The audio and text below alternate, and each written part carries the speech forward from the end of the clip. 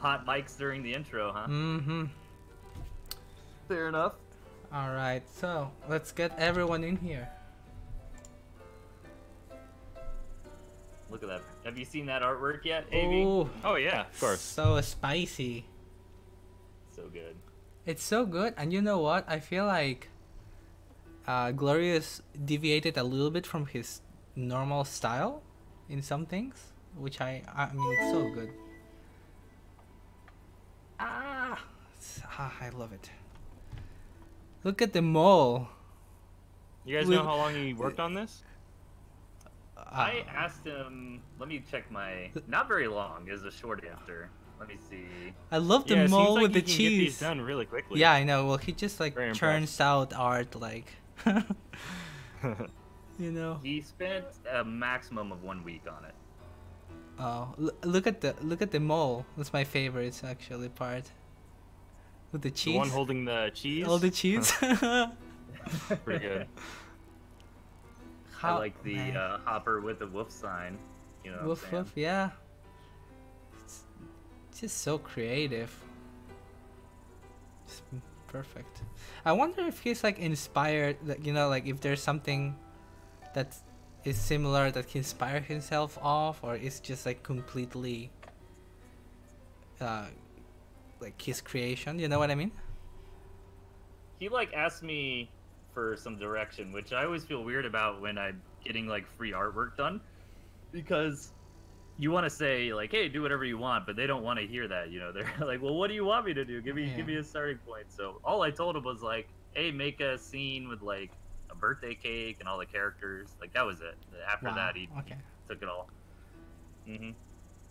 What did the snake eat? I wonder. I was wondering the same thing. Looks like a helmet. Yeah, Right, it I does have guess. a helmet. Could be a toad. Small enough to be a toad. Yeah. Oh yeah, then it'd it be just fits explosion right in. on. You can see the toad on the left, the snake. By the way, do you have a link to this challenge so I can? Oh yeah. Yeah, that could probably help. Yeah, I just want to see. Boom, right there. Bam. Actually, maybe we can also link it slow, here in man. the Twitch chat. Here, I'll link it over there as well.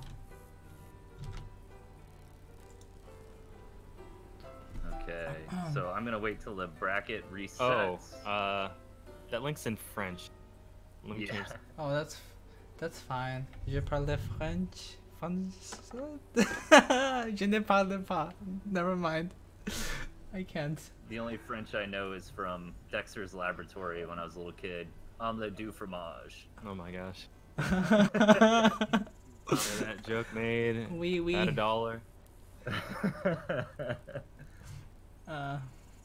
Okay. There's quite a bit of players here.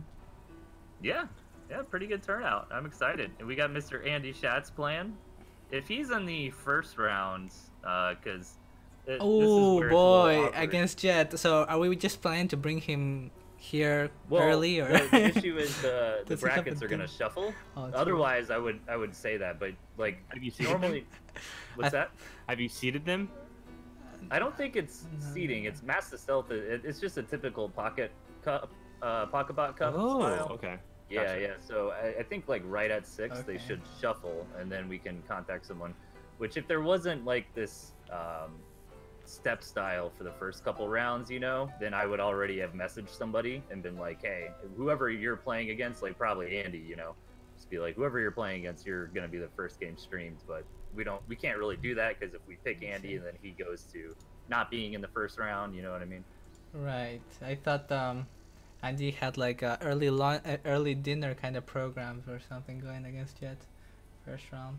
You know, it's always a bit awkward when we have these pocket cup tournaments and there's, you know, two like starting players and then there's gentleman or DJ, and I get against them like the very first round.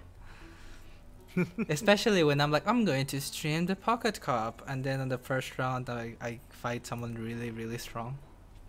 Yeah, and especially because it's a single limb too, right? So you might see something like the gentleman versus Jet Erickson round 1, and that could have been the finals, you know? Let's see, we got big names here. There's Kerpa, Red Dino, Gentleman, of course, Pile of Poop, Cold Warp Gates, Radio Prozacs.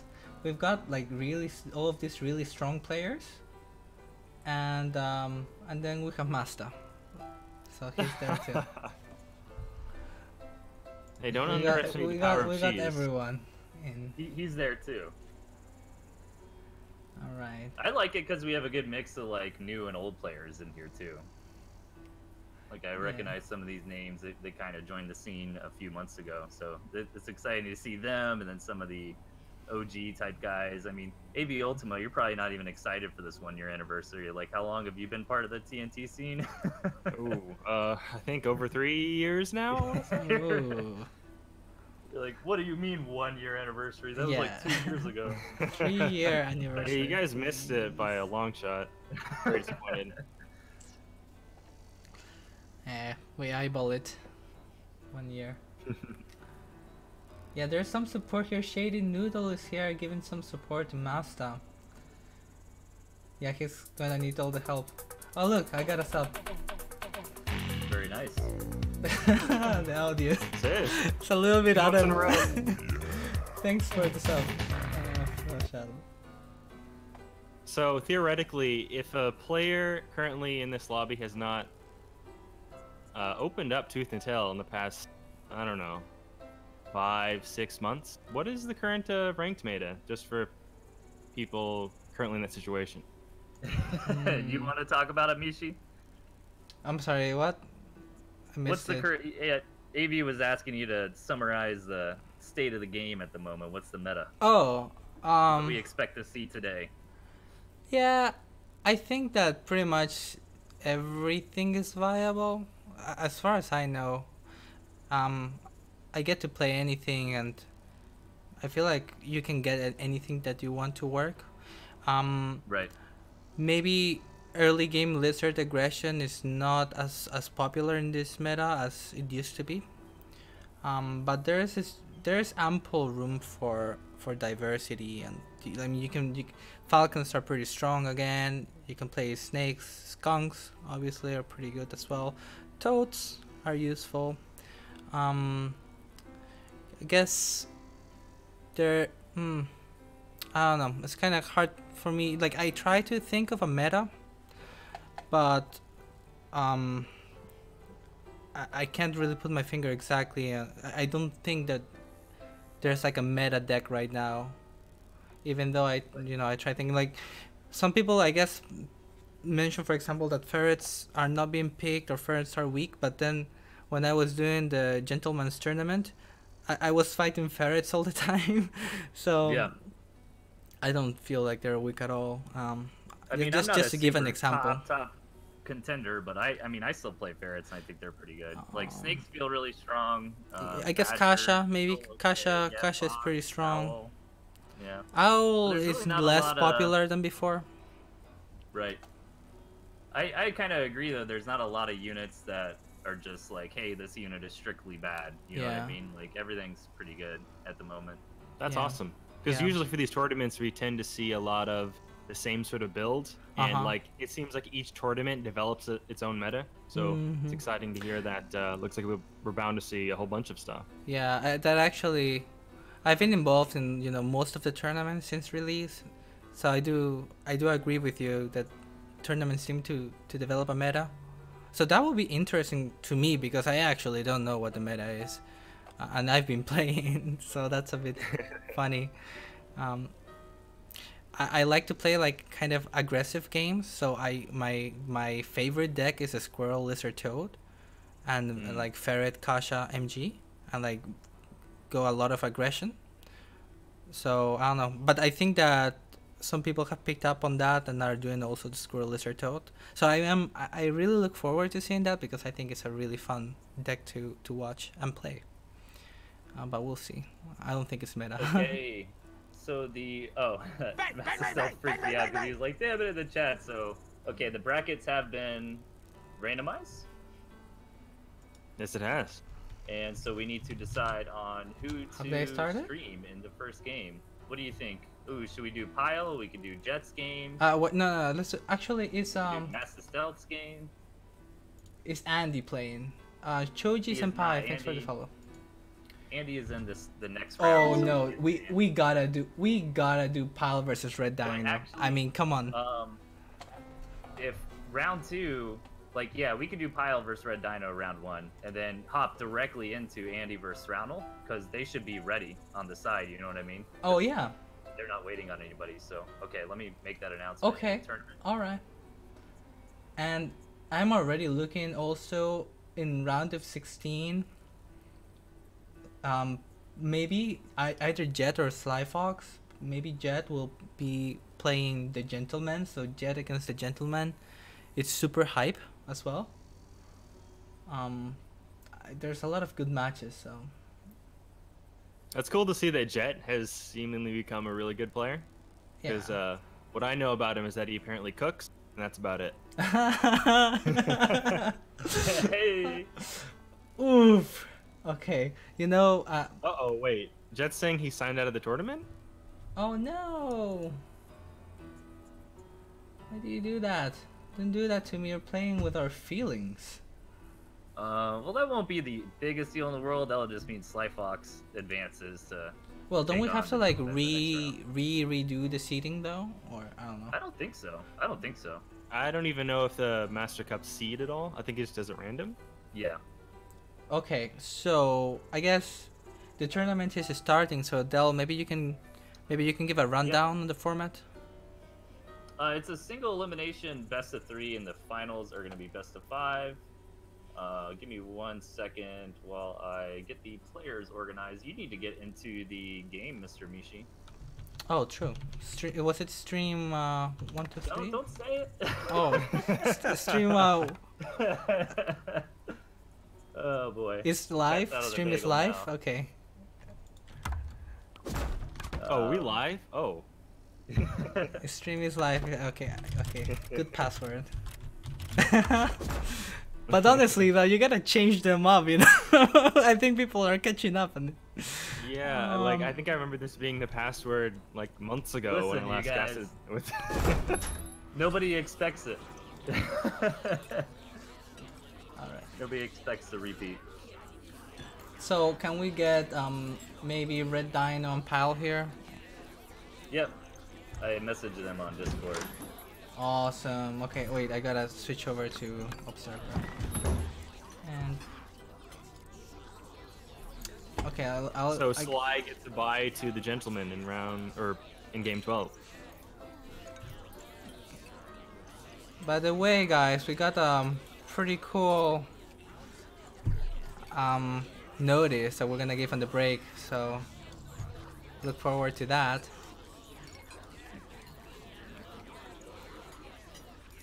Okay, so everything should be good. Yeah, it looked like Blackmore Crest had a drop. No big deal, really. That shouldn't mess with things too much.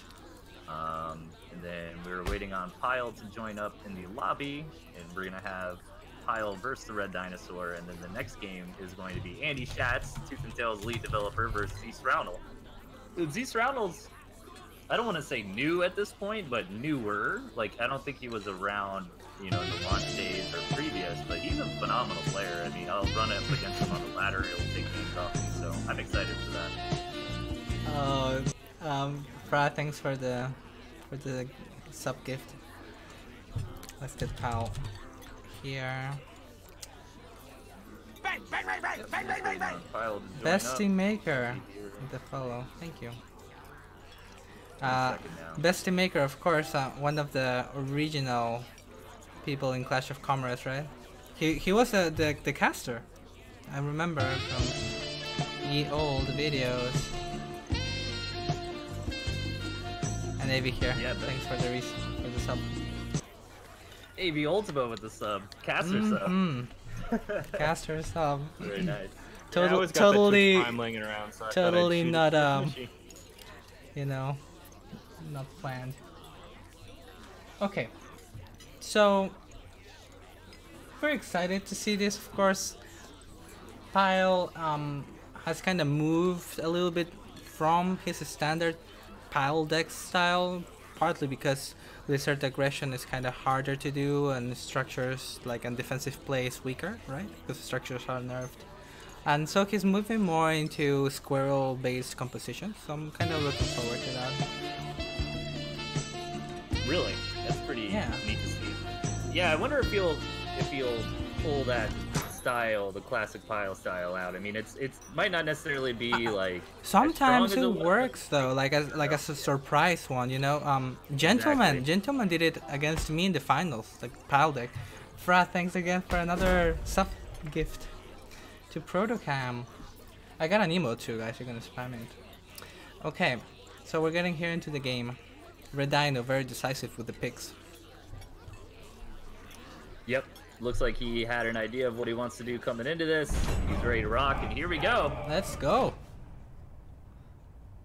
All right, who's doing intros here? You do your thing. Okay, spawning in the bottom, we've got the red dinosaur. I guess I can do the other one. And spawning in the top left, it is Pile. Okay, let me do some movements here, since I'm the main camera guy. I just realized. Yeah, you gotta actually do the obs, my man. So what do you That's think right. of Wolf Mine style coming out of Red Dino here, Mr. Mishi? I think it's kind of like a bait style. You know, like you get your wolf, you get your ferrets, then you try to harass them, put the mines, fall back to the mines, and do some damage. Right. But I think the wolf is there mostly for late game stuff with falcons. You know what I mean? Not necessarily to combine them with ferrets. It's more like, okay, this is my late game choice. Yeah, I imagine he's going to use the mines to keep Pile at bay, keep Pile behind his own line, Yeah, so he can't get it that, might that be. wolf up. It might be like a specific pick against Pile because he's afraid of lizards too, right? Yeah, Pyle had a style against me in a previous tournament I was really impressed by, where he was using the mines aggressively. Like, he would set up kind of a spot, you know, where he could fall back to heal his skunks up and stuff. But he'd be placing the mines down right in front of me, you know, be like, come on in and engage, but I'm gonna have mines and moles and all kinds of stuff. So I'm interested to see if Red Dino goes that route and tries to be really aggressive and reinforce his position with mines. I think I'm gonna focus on the casting, and then when we're doing breaks, I'll thank all the people that are coming in, giving subs and following and all of that good stuff, which I very much appreciate. Let's see.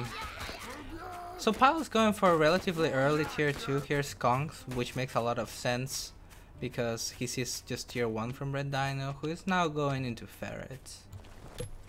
Now, Would we see a full switch? If he sees the skunks, you think he'll switch to lizards mainly? I think he kind of has to. Like squirrel, pigeon, skunk just wrecks a squirrel ferret. It's not that fair even. Yeah. Unless Lizards do really, really good. okay, against he's skunks going if you get up actually. on there. He's kind of committing here. I'm not 100% sure about this one because. Yeah, because ferrets defensively can take like tier 1s and let's see, but he's actually committed. Feels like having this mill makes sense, to be honest. Grab this forward mill because that is the one mill he has access to. So he kind of wants to fight for this position. At the same time, it's really hard to hold it when Red Dino has, you know, such close territory and ferrets. Exactly. Yeah, if Red Dino grabs this mill though, he can like contain Pyle so hard that I don't know what he could do. Oh, the choke! Well, looks like a big engagement coming in here. Red Dino really wants to get this position. The skunk One lives. skunk went down. The skunk lives. Ooh. That was Okay. pretty good for Red Dino, right? I don't think so. I like the fact that No? the skunk lived. I think it could have gone better. Oh, But those mines are here now. Get mine hype. okay, all right. Now it is looking like this is kind of like Pyle has to break this. If Pyle doesn't break it, there's no coming back. I feel like. He's getting so much value out of that one skunk in the background. He's pushing it forward and letting it tank, and then bringing it back to heal.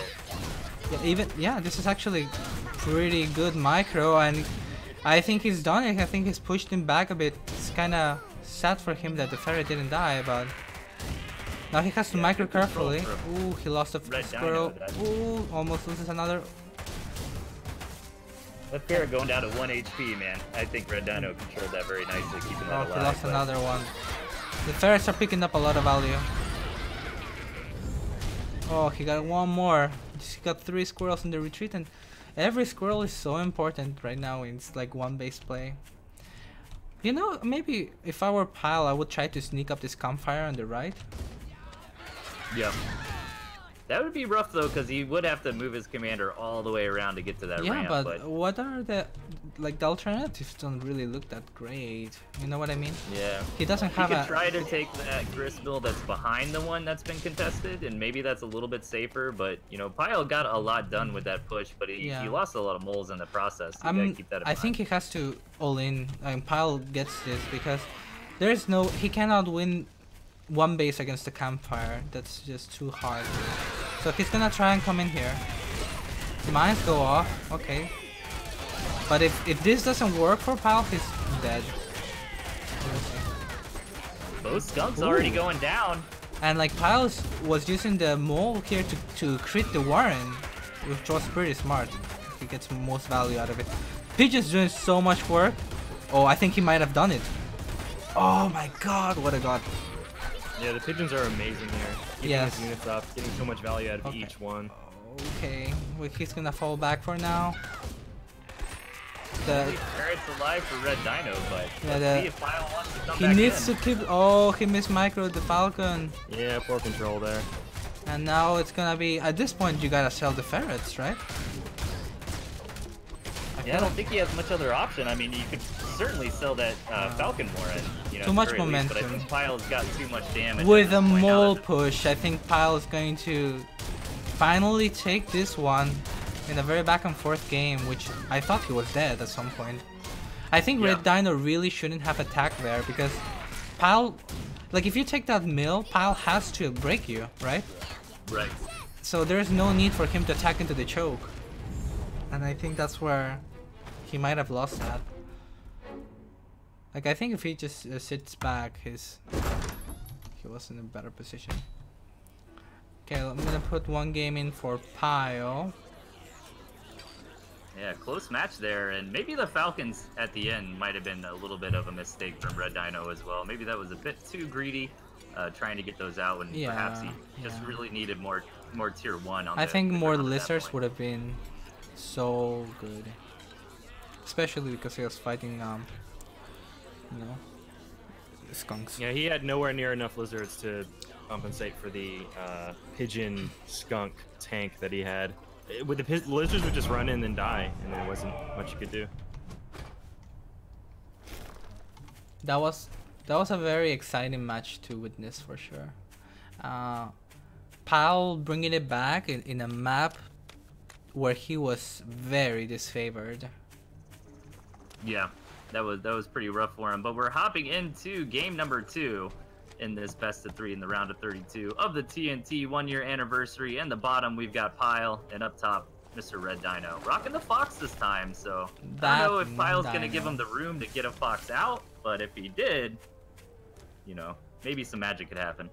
Yeah, there's some adaptation here from Red Dino bringing in the toads instead of lizards. And Pyle is now going to bring lizards, so we'll see how that plays out. Of course, Falcon Chameleon, very viable, very proven combo to bring for mid-late game, especially late game. We haven't seen a lot of Chameleon recently, or at least I haven't, and I think it might be because snakes are so popular, and I feel like Chameleons just kind of get, you know, wrecked upon by the snakes. But I like what you're saying. Like once you get up to 6 to 8, or even 10 Chameleons, I mean, it can be totally out of control.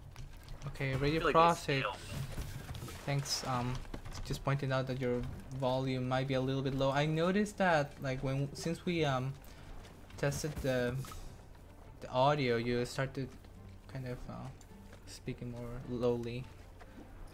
But okay, I raised your volume, so I guess you were better. Okay. Sweet. I can turn my output volume up too. No, I got it. Production value. Okay. So these days, are chameleons used more for their damage output or just their ability to tank shots? Both really. They have 60 PS and 40 HP, so they're pretty tanky. But they can still. They're mostly tanky, but they have still enough DPS where you can like do sneak attacks and snipe farms and things like that.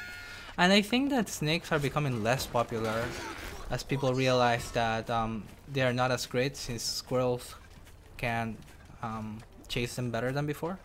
So pulling harass is more difficult. So snakes go a little bit more off meta, and therefore chameleons come back. That makes sense? I think so.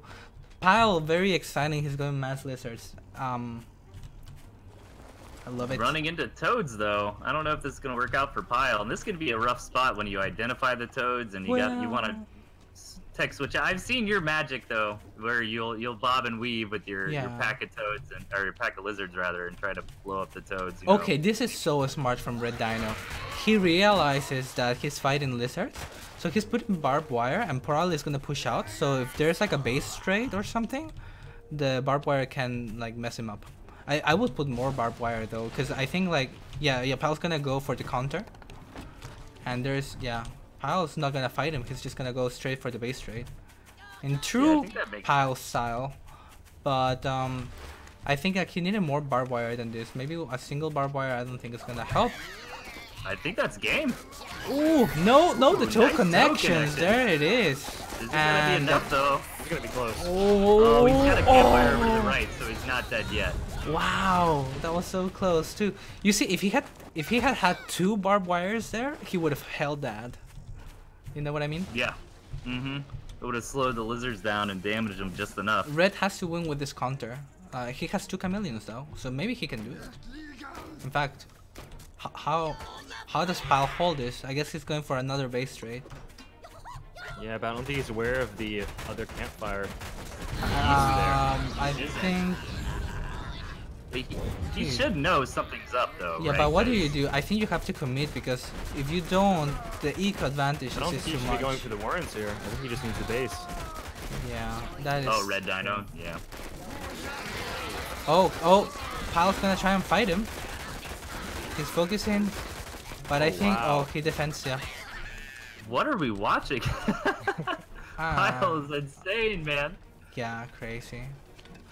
But I really like the concept that Dino has. Like, I'm gonna go push because I have the comp advantage, and I'm going to place some barbed wire to help against the counter. But I don't think it was like 1 barbed wire is not gonna help you against 15 to 18 lizards. Okay, yeah. So I think Pal has done it. Ooh, those toad connections. Deficit. Yeah, that was pretty huge. So that economy deficit, since the main gristmill went out, Pile just got so many units. But Red Dino is holding okay. Those toe connections were exactly what he needed. Oh, yeah, look at the army graph. So Red Dino had like insane, 1/4 of the army size of Pile, and he won that because of those toads. Yeah, I think Pile's aware he's so advantaged right now that he can just trade his entire army for nothing. Yeah, he can do this. Yeah, I think Dino seems pretty dead. But let's see, one more toad engagement like that. But there's no toad. Yeah. We get a little bit more carnage before Red Dino taps out, but it looks like Pile will be advancing to the round of 16. Very nice. Wow. And that's how you play with lizards, right? Like in theory, toads counter lizards, but you can still play against toads by outmaneuvering and base trading. But then there's the next level when you predict that that's gonna happen, so you play static defenses to avoid that, which Dino was trying to do. Just didn't work out. Alright, so how do the brackets look after this? Hey, 1 second, I'm getting the next players lined up. Okay, I mean, yeah, Red Dino can't be too disappointed there. I mean, Pile's arguably one of the best players in the game, sure. I'm a bit there was quite sad, a few mind games going on there, because Red Dino went for he went for a farm on an expo along with a campfire, and that's 180 food.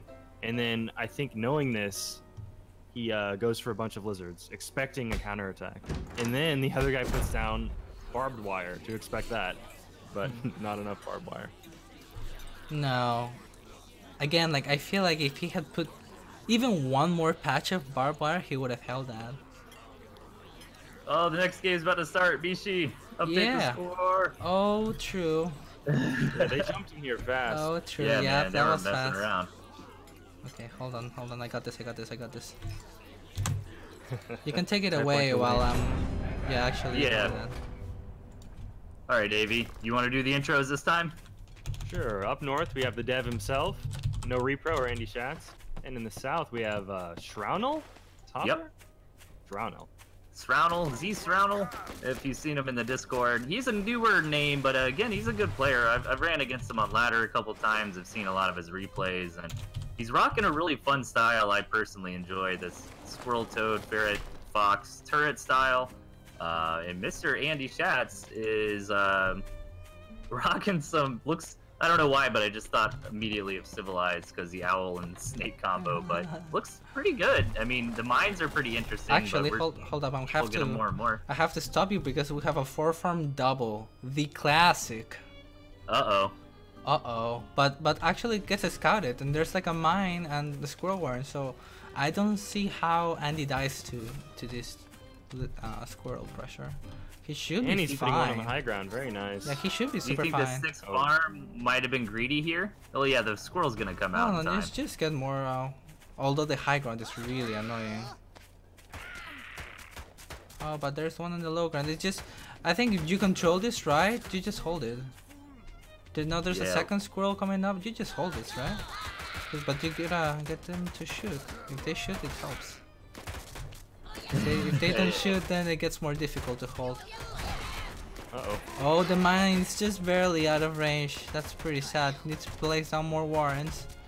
Okay, this is the hero squirrel. 1 frag, 2 frags to his So name. now we're in a kind of a weird spot because Roundel did get some damage done, but keep in mind that Andy does have 2 farms up on him and has for the past, minute or so. So Yeah, I think Andy's ahead. I think so too. Yeah. I think if he would have went 5 farm Warren, he would have been safer. He went 6 farm Warren to respond to the 4 farm doubles, so that's why we saw him under a little bit of heat there, but no harm, no foul. At I the end think, of the day. yeah, he lives. I think if he had put his mine a little bit more to the south, like if that mine procs, then you just hold it. It's super easy. But the mine ended up being a little bit useless. Yeah. But as you said, Andy, he loves the civilized, so he's running all civilized deck pretty much. Yeah, he's cosplaying for us right now. That's right. And yes, Roundel has very, very cool. This is like I told you, this is my favorite deck right now. The Squirrel Lizard Toad, super aggressive. It's so much fun to play. I love this. Yeah. It is a lot of fun. You have a lot of options, and I mean, Lizard Harass isn't as strong as it was, but I feel like it's still fun to build up, 6-9 lizards and try to bite at your opponent's ankles and stuff. It's just a different kind of. The damage is the same, so you can like still pick up warrens and pick up farms if you have a pack of them. That doesn't change. But the combination of lizards with toads is really potent, because the lizards kind of like shield the toads, and you can get really good toad connections. We got a snake. Mr. Andy going for that fast tier 2. Not really fast Not at this really point, fast, but yeah, the snake is really fun unit. It's very micro intensive. So we'll see if Andy's up to the task here with this snake micro. Let's see it. But yeah, I think he if has he to can expand. keep him up using his pigeons, he should be fine. Yeah. I would love it if he took this mill that's right beside him so that he can do snake harass. Like, Roundel's got lizards to kind of push the snakes back with, and Andy needs to get something done because Roundel's starting to get a higher economy. But there Andy goes, grabbing his own gristmill, setting up a couple mines. Gonna cancel that gristmill actually. I think that what's going on here? The MG wasn't even up, but there's too many lizards. Gotta fall back and okay, the mines are okay. Yeah, I think that was a bit too aggressive from Andy. I would have liked if he would have just stayed on the high ground, put mines down, and taken that mill. Yeah, I think that's not exactly. You wanna like put the mines, harass with the snake, and then when they wanna fight you, you just bring them back to the mines. Yeah, I think he got baited by that turret, man. He saw that turret going up, and he was like, "I'm gonna hit before that happens." The mines are not really getting their good connections. There's too many lizards, and lizards against snakes is not a fight you really wanna take if you're the snake player. Yeah. Yeah, lizards just wreck snakes, and now there's a Kasha Warren as well. So I think Roundel has it. Okay, I don't know. Okay, he's trying to sneak expand, but by sneak I mean one of those that gets scouted immediately. That always feels bad. Oh, he only sends his squirrels as well, so he can control his lizards. Right into the mines, please! I think that's what we all want to see. I want this so bad. But of course, like, Roundel is smart and he knows that there are mines, right? I think you mentioned in one of your streams how like the biggest strength of mines is the first time that they're revealed. The surprise factor. Yeah, they're not quite meta enough where you would just, you know, automatically expect a mine like you might something like a snake or a skunk, but you know, when you don't know they're there, I've lost so many games from people just knowing I like to play Fox and putting mines in the right spot and just wrecking me. But speaking of wrecking foxes, is Andy gonna snipe this Warren? I think he is. I think he's got it. Ooh, with the stick snipe. Look at that. Oh, dude. But I think, oh no, this is ambitious. Yeah. This is too ambitious. Oh, okay. Just like my games, like really good play and then you like kind of throw it. But the mines. Please. Oh yeah. Oh. Damn. Okay, that was more satisfying for sure. Not bad at all. The problem is though that Andy never really got a second base established, so it's almost becoming a numbers game at this point. Yeah, he's pretty dead. I wanna hype cast it, but I think he's just dead. Yeah, you're the hype caster. Do your job, though. Who, me? Oh, the always optimistic guy? No, man, Andy's got a chance if he can hunker down, get up an owl or two. Yep, the double owl from 2 farms. Nice control from Roundel moving his toads up front like that. Those little things like that always impress me. Okay, and that will be game.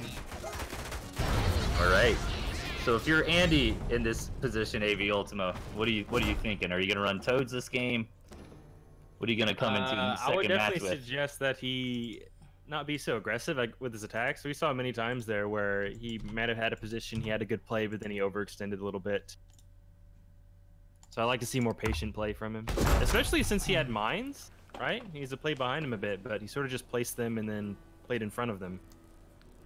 Weren't as effective as they could have been.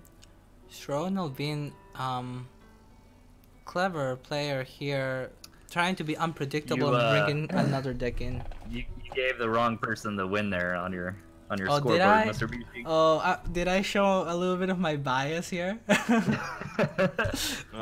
just want paid off this. by the dev. I just want this to happen, please. We're also on round of 16 if I want to be super nitpicky. Okay.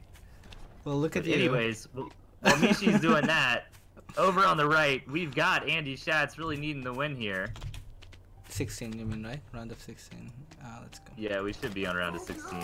And his opponent in the bottom, up 1 game in this match, we've got Roundel. Look at this beautiful pocket base for Andy. You can't be complaining with that one. Actually there's an entrance. There's like a little pathway behind it. I'll show it here. Ooh. There's this path over here you can bring, and that can really ruin your day. But then again, if you put 1 piece of barbed wire right there, you just plug it. Yeah. Maybe put 2 barbed wires, you're so safe.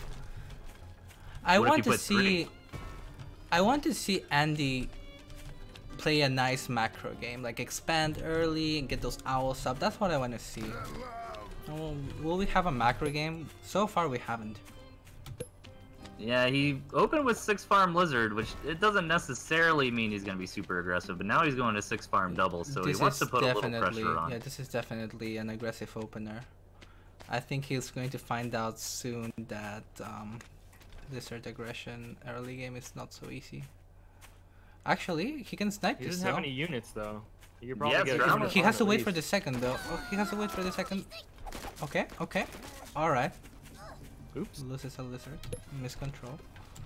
But he has 3 now. He can definitely kill a pig with this. Oh! Oh, he didn't sell it? Alright. But then he's gonna lose everything. Ooh, Yeah, I think you're right, Mishi. I would have rather have seen a macro game from Andy here because seems like some This micro is- mechanics are a little lost on him at the moment.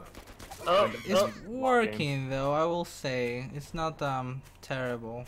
But now there is squirrels for... Roundel is so confident he threw down a chameleon warren. It's like, okay, Yeah, I'm not gonna die. even to this. after he that's scouted a 6 farm double, he was like, whatever, I'll go 8 farm straight tier 2. Yeah, but yeah. I think Andy just didn't. He should have waited for like 1 or 2 more lizards, you know, and I think he would have been able to bankroll them. I think the miscontrol with the amount that he had, he could have gotten a lot more. Now it's gonna be very rough Now that's actually. just so tanky. Yeah, Yeah, pigs, chameleons do great against lizards. pigs are really good against lizards too, actually, because the 7 noticed 7 that too. HP is it makes them 3-shotted by squirrels. So squirrels and pigs are very good against lizards. Alright, Roundel looking to break Oh. out of this little bit of a contain that Andy has put on him, and keep in mind Andy's still just on those 6 farms, so he really wants to make something work, but the chameleons are gonna make this tough. Oh, the chameleon! Look at the value. It just doesn't die. Will he get a chameleon? Oh! Oh! Oh, my god. maybe next 1 HP. year, Andy. Maybe Give that next chameleon year. a medal. Alright. But now these warrens are like orphan, right? There's no base. I mean, This- what do you do from Andy's position here? Do you just kind of go back home with your tail in between your legs and try to hunker down, Yeah. maybe take an expansion? Would skunks be a good option here, or would that not even be effective against the tankiness of the... It's also floating like 250 feet. I think yeah, this is what I was gonna say. Just put a lot of barbed wire, and I would have opted for squirrels instead of lizards because they're much better on defense. But now, now defending like with lizards, it's gonna be you're gonna have a look at how it is. I don't have to say anything. And I think it was a smart move by Strownel too to not give Andy any time. You know, Yeah. keeping the pressure on. You could see he attacked like right as that barbed wire was coming up. Yeah, decisive play is definitely the name of the game here. This is probably it, right? I guess Strownel is gonna advance on to the round of 8.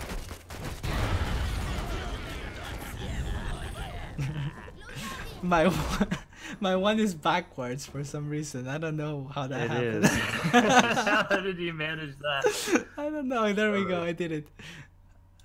Production quality here. Yeah, Okay. you don't even have the fancy streamer mode enabled, man. Jeez. Oh, true. Okay. Okay, Wow. let me see where we're at in the tournaments. Maybe next year, Andy. For the meantime, we'll have Strono advance to the round of 8. Very exciting stuff. Can I see this bracket? Alright. So So I think we are gonna need to wait a little bit while players finish up their matches. From the looks of it, Is Gentleman and Slyfox playing? wow. There's so many matches I want to see. I want to see the Warp Gates, Kerpa, and Gentleman Sly Fox. everyone in round 2 should be in game right now. Yeah, that's I don't think we're gonna. But maybe if someone Oh, you're finishes too early, we can good, watch a game. Albios. Replay. Would you say, Evie? I said your TOing is too good, Delphius. It's going too fast. Right. Too damn good. So what match do we want to watch next? There's a Gentleman. I'm not discounting anyone, I guess. Maybe I shouldn't get ahead of myself. Of course, upsets are always very exciting. Okay. Is Masta still alive? Let's see. Oh, perhaps Oh not. no, because actually it was no. I just think updated. he's dead. I would say I'm surprised, but Yeah. Oh, Masta's out. Well, he I don't know. Are we giving something out for trying, or What's up? are we giving something out for trying? if I ever see him in real life, I'll give him a nice pat on the back. That's right. Enough. You did your High best. five. All right. Well, hang on. I think Proto Cam and Cold Warp Gates might be able to play. Oh wait, they haven't started yet. Parsable or- and Protocam? Is that what I mean?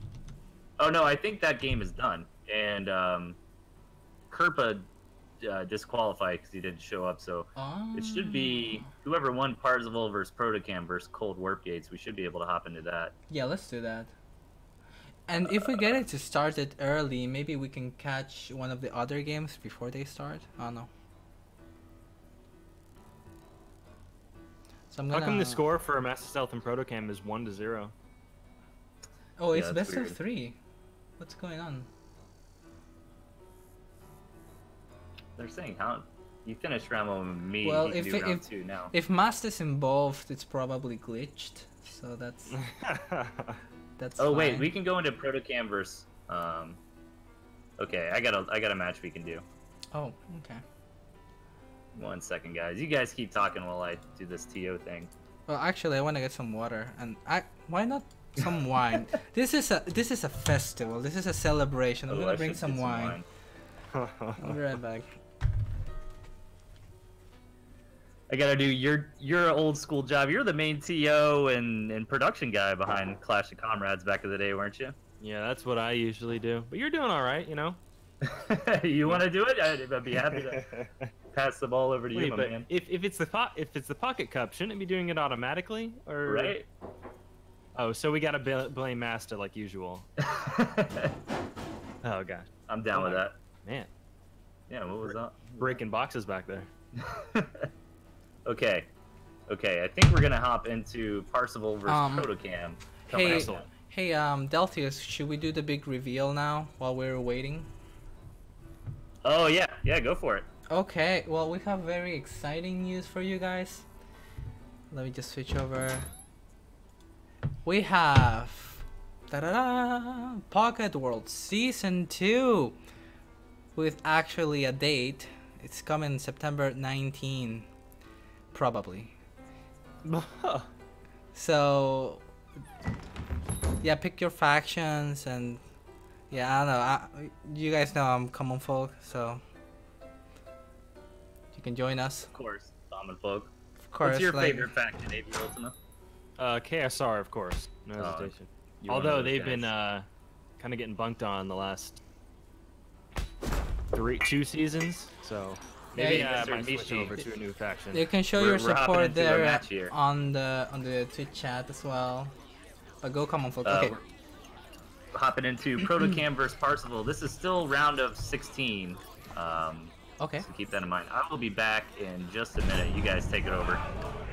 All right. So in the bottom we've got Parsable Bio in the green boots, and Protocam up here in the north. All right. Well, I'll just leave that here while I change the names. Do you want to talk some about this deck choices, AB? I want to go ahead and say though, I like the little base that Parsable has here in the south, and actually this campfire in the north is in a very precarious spot in the middle of a whole bunch of water. Oh, mole play. You know, I'm seeing no structures from either player, so I expect a lot of aggression here, and dunks from both players as well. I imagine there'll be a lot of smoke on the ground Let's in the see. mid game. Fast as snakes. This is like don't do anything. this is 5-harm snake, by the way. Of course, a very Yeah, so very he scary down opener. moles at the beginning and then transferred straight into snakes. Yeah, yeah, why not? Now, he's running double tier 1, so that should hold against the snake. It's kind of a micro battle. You can get maybe a couple of squirrels value. You want to get a couple of squirrels at least. But then the counter might be scary. So we'll see. Like, if I am Protocam, I definitely like get out there with the snake, try to get some value. Yeah, if he takes that high ground right next to Parsable's base, he could definitely do a lot of damage. But I think they're just going to move too slowly. I think he's going to have enough He's taking too units long. to defend. Yeah, Exactly. now Parsable has 6 squirrels. Then you don't really wanna get your snake fighting against 6 squirrels. Okay. Masa wants me to explain Pocket World. So Pocket World is a community event where you can pick some factions and help them win VSL by winning ranked games. And the people usually get quite active once Pocket World starts, so each faction has their own Discord and coordinate attacks, and there's a military sugar that you can do to weaken provinces.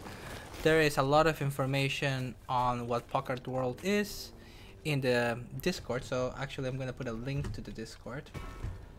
Hi, So Mishi. make sure to check out Pocket World.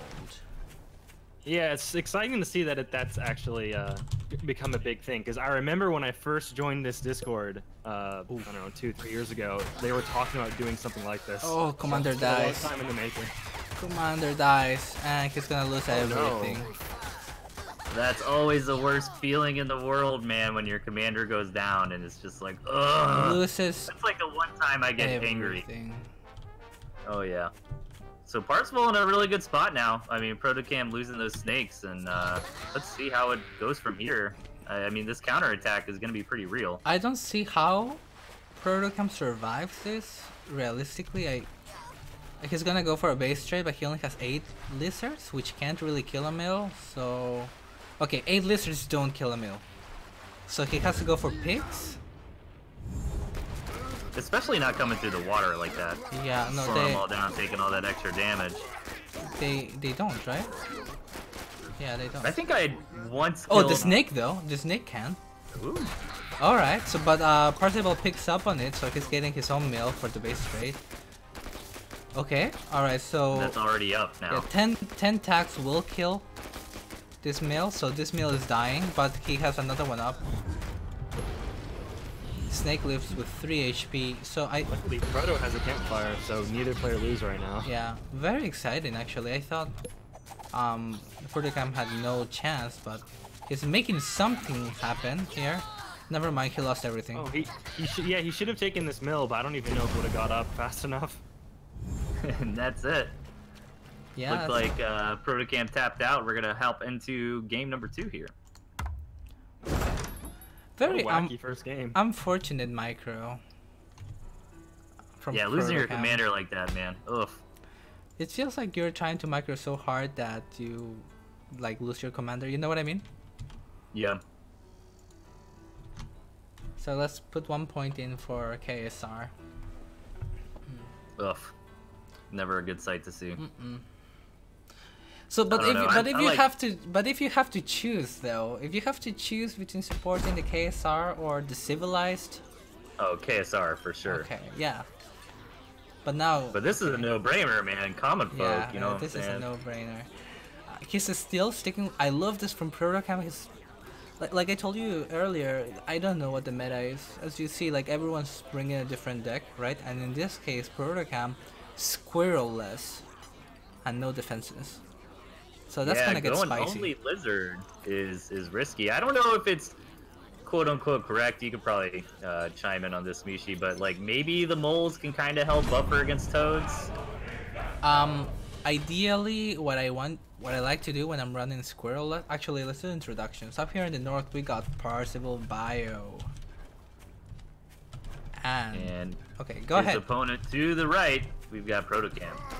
Yeah, I'm glad you guys do that. Otherwise, I wouldn't know what would be going on right now. Yeah. I very much appreciate it. So Ideally, I like to play squirrel-less compositions with the skunks and also with some defense.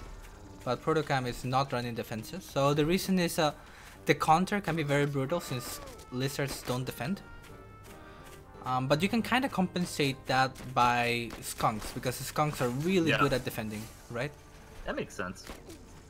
So Protocam has kind of half of the equation that I said, and maybe enough with warrants. We'll see. He's doing a cheeky mold. Yeah, Parsable's nicely aware of this though. He's Yeah, gonna force some he's not cells. gonna. Okay, he gets to sell, but he doesn't get anything else, and okay, I guess that's something. As long as he doesn't lose this, but yeah, no, I don't know. The mulchis, in my experience, just usually doesn't work against, you know, decent players. And I think Follow this up with a 6-farm double though, so okay, that's kind of interesting. Up, and it's also lizards, so Shouldn't he have just sold it in the back lines instead of pulling it through the farms, or is he looking to just keep it to defend?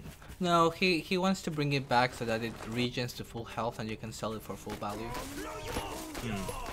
So if it takes a lot of, you wouldn't have had to worry about that if you just pulled it back. yeah, like you have to be very decisive about that. You can either like instantly sell it and then you like sell him for 55 or something, that's better, or you can do all of this maneuver. But like once the mole is at half HP, might as well just bring him home. I see what you're talking about, AV, where it's like you build the mole and just kind of fake that you're gonna come in, right, but don't take a lot of damage, make them do the cancel, and just sell it right there. Yeah, because it's sort of like a tempo thing. It's just sort of like 60 food sitting there, not doing anything. I agree. Right. I agree. And I would have liked if he like had instantly sold it, but I mean once they take some pot shots, I can't really blame him for trying to bring him back. So Parsable has some toes now. It's gonna be very tricky for Proto to engage. He's selling his lizards though. Okay, the 1-1-1-1, the classic. I don't know, this is what I feel like is so risky about only playing lizards, man. I mean, toads are just such a good counter, and if you got the Mishi micro, I've seen matches where you'll have, you know, just nothing but lizards and kind of bob and weave and get the toads to detonate, not necessarily on all the lizards, but that can be hard to do, man, and let's see how Protocam deals with this. Yeah, it can be very hard to do. Even if you have like really good micro, there's also micro from the other side. Like the toad player can also micro really well, right? It's like a micro dance. But of course, the toad player is always favored. Yeah. So he's gonna try to detonate. Okay. Skunks didn't work, but is it enough? I like what Protocam tried on paper, but I think the lizards are just so fast. They kind of got in front of the mole. Like he started doing it right, you know. He's trying to get the mole to, you know, have the toads blow up on it and protect the lizards. But lizards just got there too quick, and toads end up blowing up everything. I think he just has too much to micro here. He has skunks, too much. lizards, moles. Yeah, it's just too much to deal with. The campfire helps, however, I have to say. That is true. And you know what? I would even grab this expand that's all the way on the left. That would be interesting. This ninja expand. By the way, just because it's so not nice to observe, to do the observer in Tooth and Tail. I can like just follow the commanders for now. I don't have to be like clicking all over and stuff like that, you know, like in StarCraft. Yeah, that's where you use controller. That's how you get the true smooth camera. Yeah, you gotta use a controller, my man. I could like zoom kind out of and in and stuff. Well, like, wait a second. I can zoom out.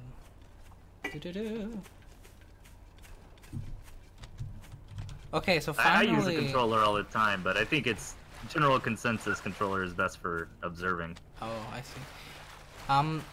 I like Protocam grabbing here at the farms, so and distracting. So he's trying to buy time for his eco to do something. Oh, he rallied the lizards. He's gonna lose a lot. He tried. That was a nice little sneaky play, but Parsable was ready for it. I like it, but I don't think he should have rallied those. He's got a badger coming, so he has a lot of things. So I don't know. I feel like he's really kind of just counting. Not gonna Exactly. right Like now. if Parsable just moves in now, he just kills him. Frost Yeah. Shadow. Thanks so much. And he for the just sub. counted the tier 3 too. Okay. Master has a sub now. Yeah. Thanks. Okay, so Parsable catches up on this and he's gonna push and he's probably gonna win, right? Like how do you hold this? Yeah, I don't see him holding this. There's no way. 3 Unless he lizards. delays long enough for the badger to come out. I Yeah, don't 3 even know if the lizards badger can against roll. 4 snakes. I don't know. I mean, I don't blame Protocam for trying to do something. Okay, I mean, the badger does comes get out, out, but I don't think it's gonna wait a work. second. Wait a second. He doesn't get. Oh wait, there's another snake. Only 2 stacks of poison though. Oh, That's he's not the dead. end of the world. Oh, the pigeons. That's skunk. What? That's the skunk. What the Okay. skunk? Let him heal. You got this. You have the eco. You have the eco here. Okay. Parsable has the Toads, though, snakes. man. He needs more lizards, I feel like, too. Because the snakes are gonna... If you have lizards, at least you can distract the snakes. I'm really worried about these toads. They do so much single target damage, but they did not connect. And now 6 stacks is the dead. badger's going down. Okay. So what's exciting though? I really... Takes his own now. I don't think he needed to move out, right? Because he had more eco and he had the tier 3. You know? Yeah, I think it was kind of buffering. Like, Wait I a second. Is this working out? What's going on? I don't know. Dude. I don't know what to say. even. I was gonna comment on earlier. Like, I didn't mind the badger play there because he was behind. He had to take some No, kind of risk. And I think- somehow he's back in. I think the game. Protocam is That's winning dead. this. Somehow. That badger just got so much value, Yeah, man. and now Parsable is starving and I don't know, I feel like he just pulled a rabbit out of a hat. Yeah, look at the graph, man. Like, the army value was Yeah. enormous for Parsable there. In the badger. Wow, Protocam takes it. We're 1-1. Well, we have a series. Let's see. Let me edit that with all of the ones backwards because that game was pretty backwards. Yeah. That was a Some weird great game. timing. If he had gone in any earlier, I think that badger would not have done the trick. I think he just went in just a little too late. Yeah, but at the same time, Protocam was doing a pretty good job distracting the scouting with his lizard for sure. threats. Okay, Protocam winning with that squirrel-less deck against toads. So that kind of, I guess that kind of tells you a little bit of the meta. Like, it's just a confusing mess. I don't know. What's the If I was meta? Proto, I think I would have added in squirrels just after that game because I don't know if that'll work again. Because it's so scary having only tier 1 lizards against someone that has toads. You gotta play around so awkwardly. But it worked. So what Protocam is doing is he's only getting 3, maybe 6 lizards. So the toads and the lizards kind of just negate each other. Yeah, as long as he doesn't overbuild them. But Yeah, then, he's yeah, going he's tier got the 2 moles, I heavy. guess. He's going tier 2 heavy. Right. The snake skunk kind of AoE single target damage. Mm-hmm. Compliment style there. Yep. Badger pigeon for the late game. This deck has some merits. Yeah, there is some merits.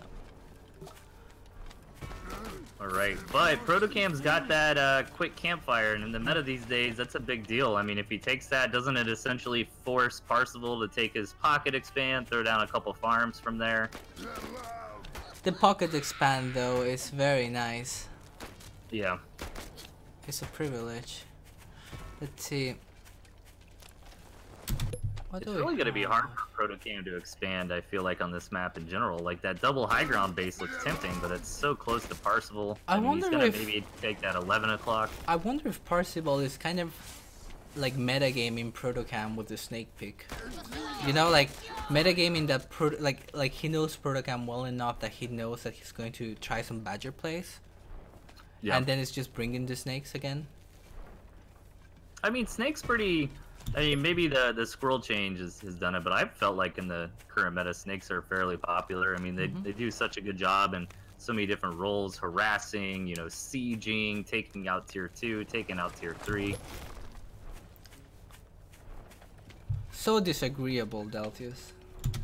You don't think so?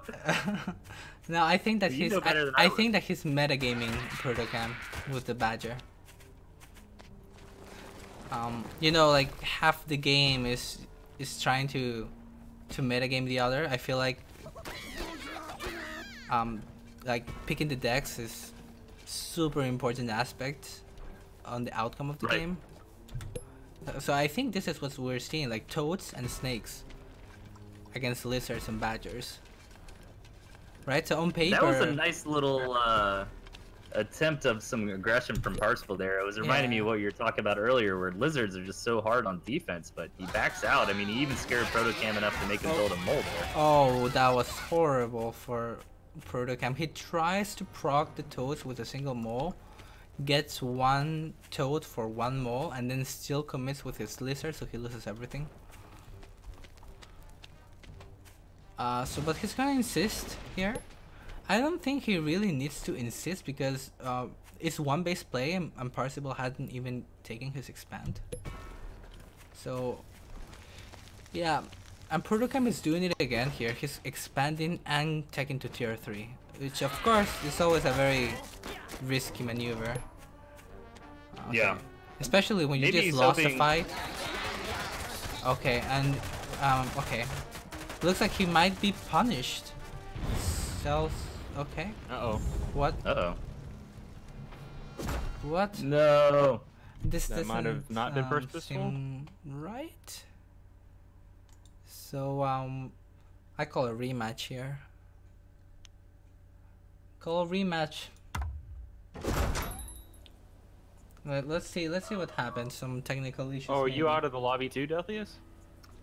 No, I wonder if I'm the culprit, because I'm still stuck on red plug. Actually, I don't think so. We don't see. No? No, we don't see Parsable in the lobby, so I think he kind of dropped. I think we do a rematch, because Sure. I feel like I think the Parsable had that game in the bag. Like I don't know how he lose that.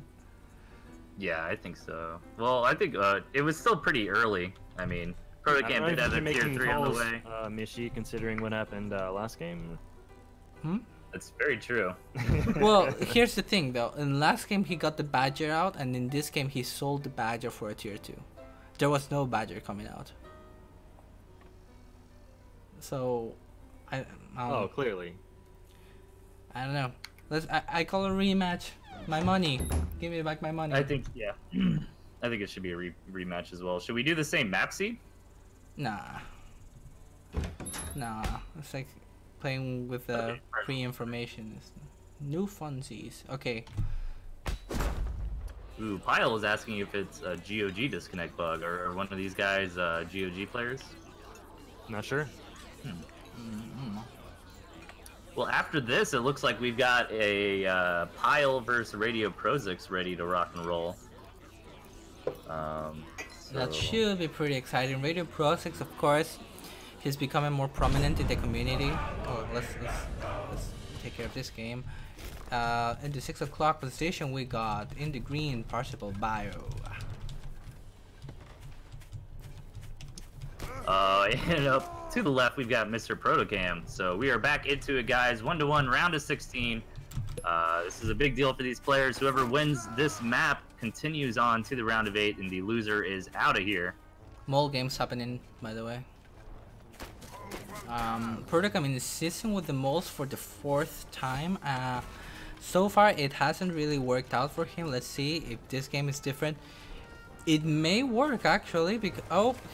the one time I think it's gonna work, he sells the mole. Yeah, you could have forced a sell of the Warren. Yeah.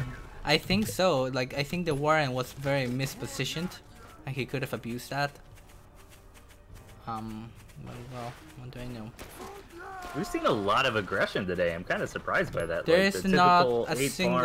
openings, Yeah, you there's know? not a single macro game on our hands. Actually, yeah, we haven't seen any macro games.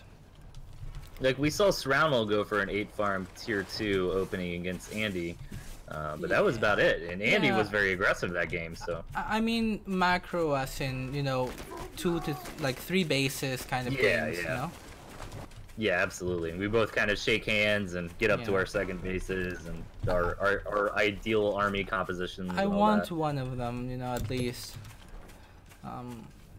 Okay, so maybe Parsable will look for something like that because he's running owls. There's a great bit of mind games going on there. Yeah. It's still not on 8 farms. So Protocam with pretty big advantage. And still running squirreless. He's a brave guy, you know? Oh, cells! Ooh, yeah, Ooh, my man. this is spicy. Put down a snake warren, sold that. Put down 2 lizards, sold those. Put down badger. This guy is nuts. Beautiful. Yeah. Well, it's beautiful as long as it works, I think. You know? If it doesn't work, then if it doesn't work, we're like, oh, what is it doing? Exactly. Protocam's kind of known as a really hyper-aggressive player, at least in my experience watching his games. So, yeah, this might catch Parsable off guard. The scout is huge for Parsable. He really needs to see this tier 3 Warren. And look, what does he have to defend? He has 6 lizards to defend, and lizards are terrible defending. So how does he hold this? I don't know. Oh, maybe when he goes in for an attack, he'll just take the back. Yeah, Still risky though. I think he's very dead. Protocam would kill his base. Okay, so he's going for some base trade again. That's why he grabbed the mill. But 8 lizards don't kill a mill. Okay, so yeah. I think that was the right call from Protocam, at least, saying I'm not going to be able to take this up front. Ooh, that toad spawns, but it's on the rally position, and Protocam doesn't quite have enough to knock that turret out, and Parsible's in a dominating spot. I think this is basically match. oh, and the Badger Warren dies as well. He's grabbing another. Oh, hold on, moles! hold on. The toad connection is huge. He's just this is like, okay. Is he I fast think enough to he, take this. I think so. I think he got it. Oh my god, the win. crystals aren't up! Oh, what a god! Oh, dude. Oh my god. Jeez. He that was amazing. starving. He had no units God. and he was starving. But you know, he had a dream and he had moles. So he made it happen. Protocam advancing. What a crazy game. Alright, so we're gonna get Pile versus Prozacs up next. You know, Let me line those players up. Masta would be very proud here of what just happened.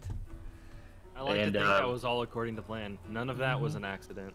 Dude, that reminds me of the gentleman. I don't know if it's his thing, but he was the first guy I saw do that kind of thing. Just the YOLO moles at the very end, you know? Yeah. Radio Prozacs pile maybe? Yeah, we're doing Prozacs. Round of 8. Yes, make sure to change it around to 8. Okay.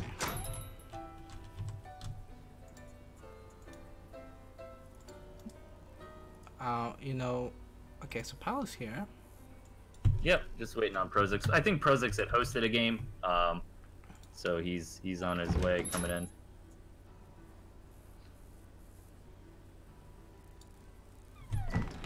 Fun tournament so far, man. That was really cool seeing Protocam take that game with some moles at the end. Yeah, you see what I mean though about like try and describe me this meta. Like, what's going on? Yeah, it's all over the place, It's man. completely all over It really the is. place. Aggressive. There. Scribed. Yeah, it's No macro games yet. no macro games. It's pretty fun actually. I'm enjoying this celebration, this festival of Tooth and Tail that we have. Dude, it's going by so fast. I mean, the tournaments. Well, we've been at it for an hour, and we're already almost Jeez. at semifinals, man. Everybody is just We should just going make this. super aggro. Next year we have to make it like best of 5 or something, you know? This is going so fast and yeah.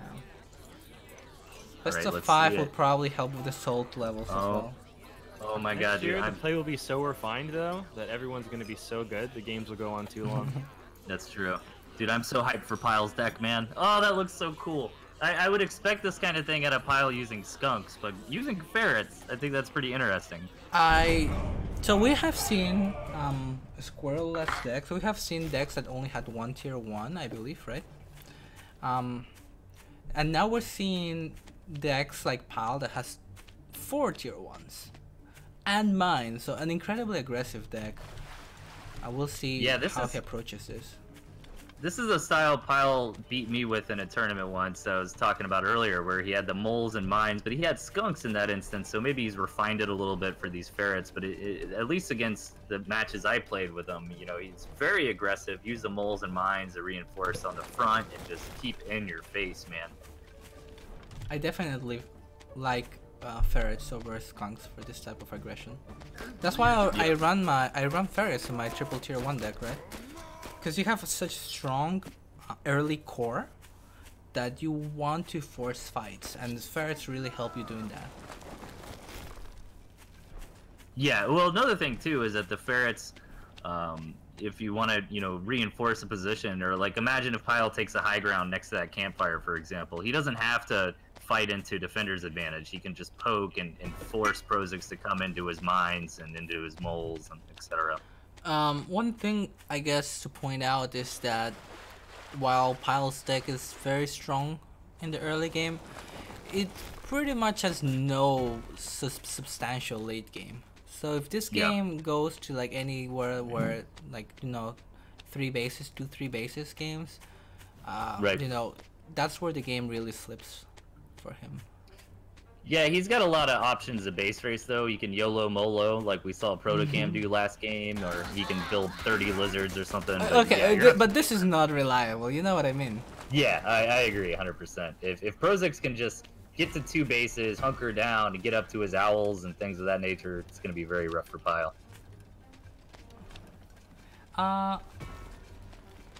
Yeah, by the way, I haven't been keeping up with the chat. We got a lot of people coming in to view. Thanks for coming along, you know. We love you all, guys. Yeah, a lot of familiar faces in here, man. I see Midgar, Raven Lead, Blitz Rider, Shady Noodle Merchant. What's going on, everybody? Alright, so where we actually see a kind of a macro-ish opening here, at least 8 farm openings from both players, and Pyle maybe looking to put on some pressure. You know, oh, wow. It's so fortunate for Prozacs that he has barbed wire, but I feel at the same time that he's kind of just boxing himself in. You know what I mean? Because he can't really fight when he has the barbed wire like that. Wow. He's gonna use the skunk to counter ferret, so he's okay for now. Yeah, for now. And the issue too, like you're pointing out, Mishi, is that like Prozacs is kind of drawing this battle line here, but it's not a battle line that includes another base farm or anything like that, you know? That is very true, yeah. So, where does he expand? I'm wondering. Look at this maneuvering. I feel like Pyle is just out-maneuvering Prozacs. And look, he wants to fight the ferrets, but the barbed wire actually hurts him. Yeah, Prozacs is a streamer too. I'd recommend you guys check that out. He actually did Gentleman's 21 Duels challenge earlier today. I was watching a little bit at work, and then I had to turn it off, but I definitely look forward to catching up on that later tonight. Okay, look at this. He leaves the ferrets and then comes around with the lizards. What a move! That was so sick! What a move. Okay. Dude, that was a nice kind of sleight of hand move there from Pyle, right? Very like, hey, cool. look over where the ferrets are, and then come in from the other side with the lizards. Didn't quite work for him, but really cool to see. Unfortunately, it didn't work for him. I think it's because Prozacs pretty much didn't react to the ferrets, so the toes were still there.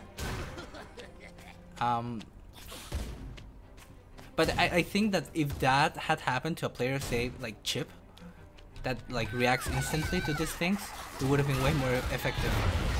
Okay, so Pyle cannot fight this, right? Is he gonna try to fight this? Yeah, I think that fight was a mistake. He lost way too many lizards to the toads. Yeah. Very poor trade. So, but you know, but still, he accomplished his mission here, denying the expand. What Pyle has to do, he has to keep this as a one-base game. Takes out the snake. But I think he's dead. Unless like Pal, I don't know, gets some insane micro, which may be the case here. No, I think it's dead. Yeah, these snakes and skunks getting a lot of work in for Prozacs. One of those tier 2 units did go down, but I don't think it's gonna be enough, man. It's just... I think it's yeah. I think... Cause... Oh wow, he picks that up on the back.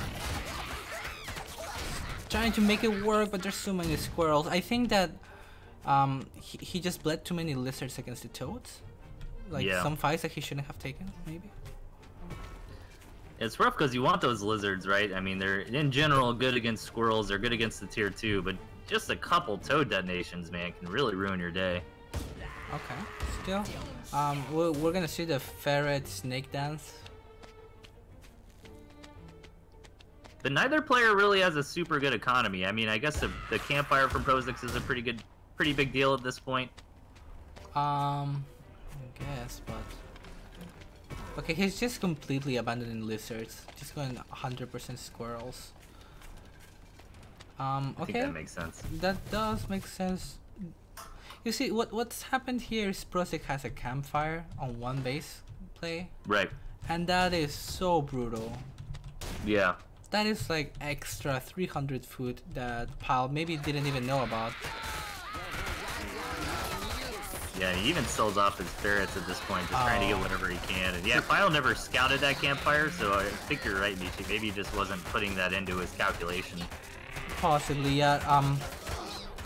Toad's got amazing hits, so I think he's very dead, right? Pyle's starving here.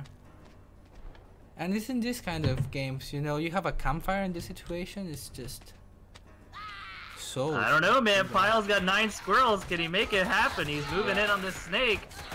Yeah, Prozac doesn't have any units to the 11. Yeah, he has 0 units, really. Wait, what? What's going on? He can't afford all the stuff that he has. No way. Pyle's starving. But Pyle is 25 seconds. 25 seconds. He has to like at some point sell and get the campfire that you see over here. He gets he gets all the tags. He poisoned all of them. Yeah. Okay, and then he dies, right? Yeah, Both are starving though. He can put down a farm. Oh no, yeah. Oh, yeah, you're right. The campfire. Right, he's gonna go for the campfire. Okay. Wait a second. Wait a second. It's 3 squirrels against 2 squirrels. Okay. Prozacs is not getting any more units. Oh, he's gonna get this. This warren is so huge right now. That means he's gonna be stuck at 3 squirrels, and then Pals has like 6 squirrels, and then he wins. This is crazy.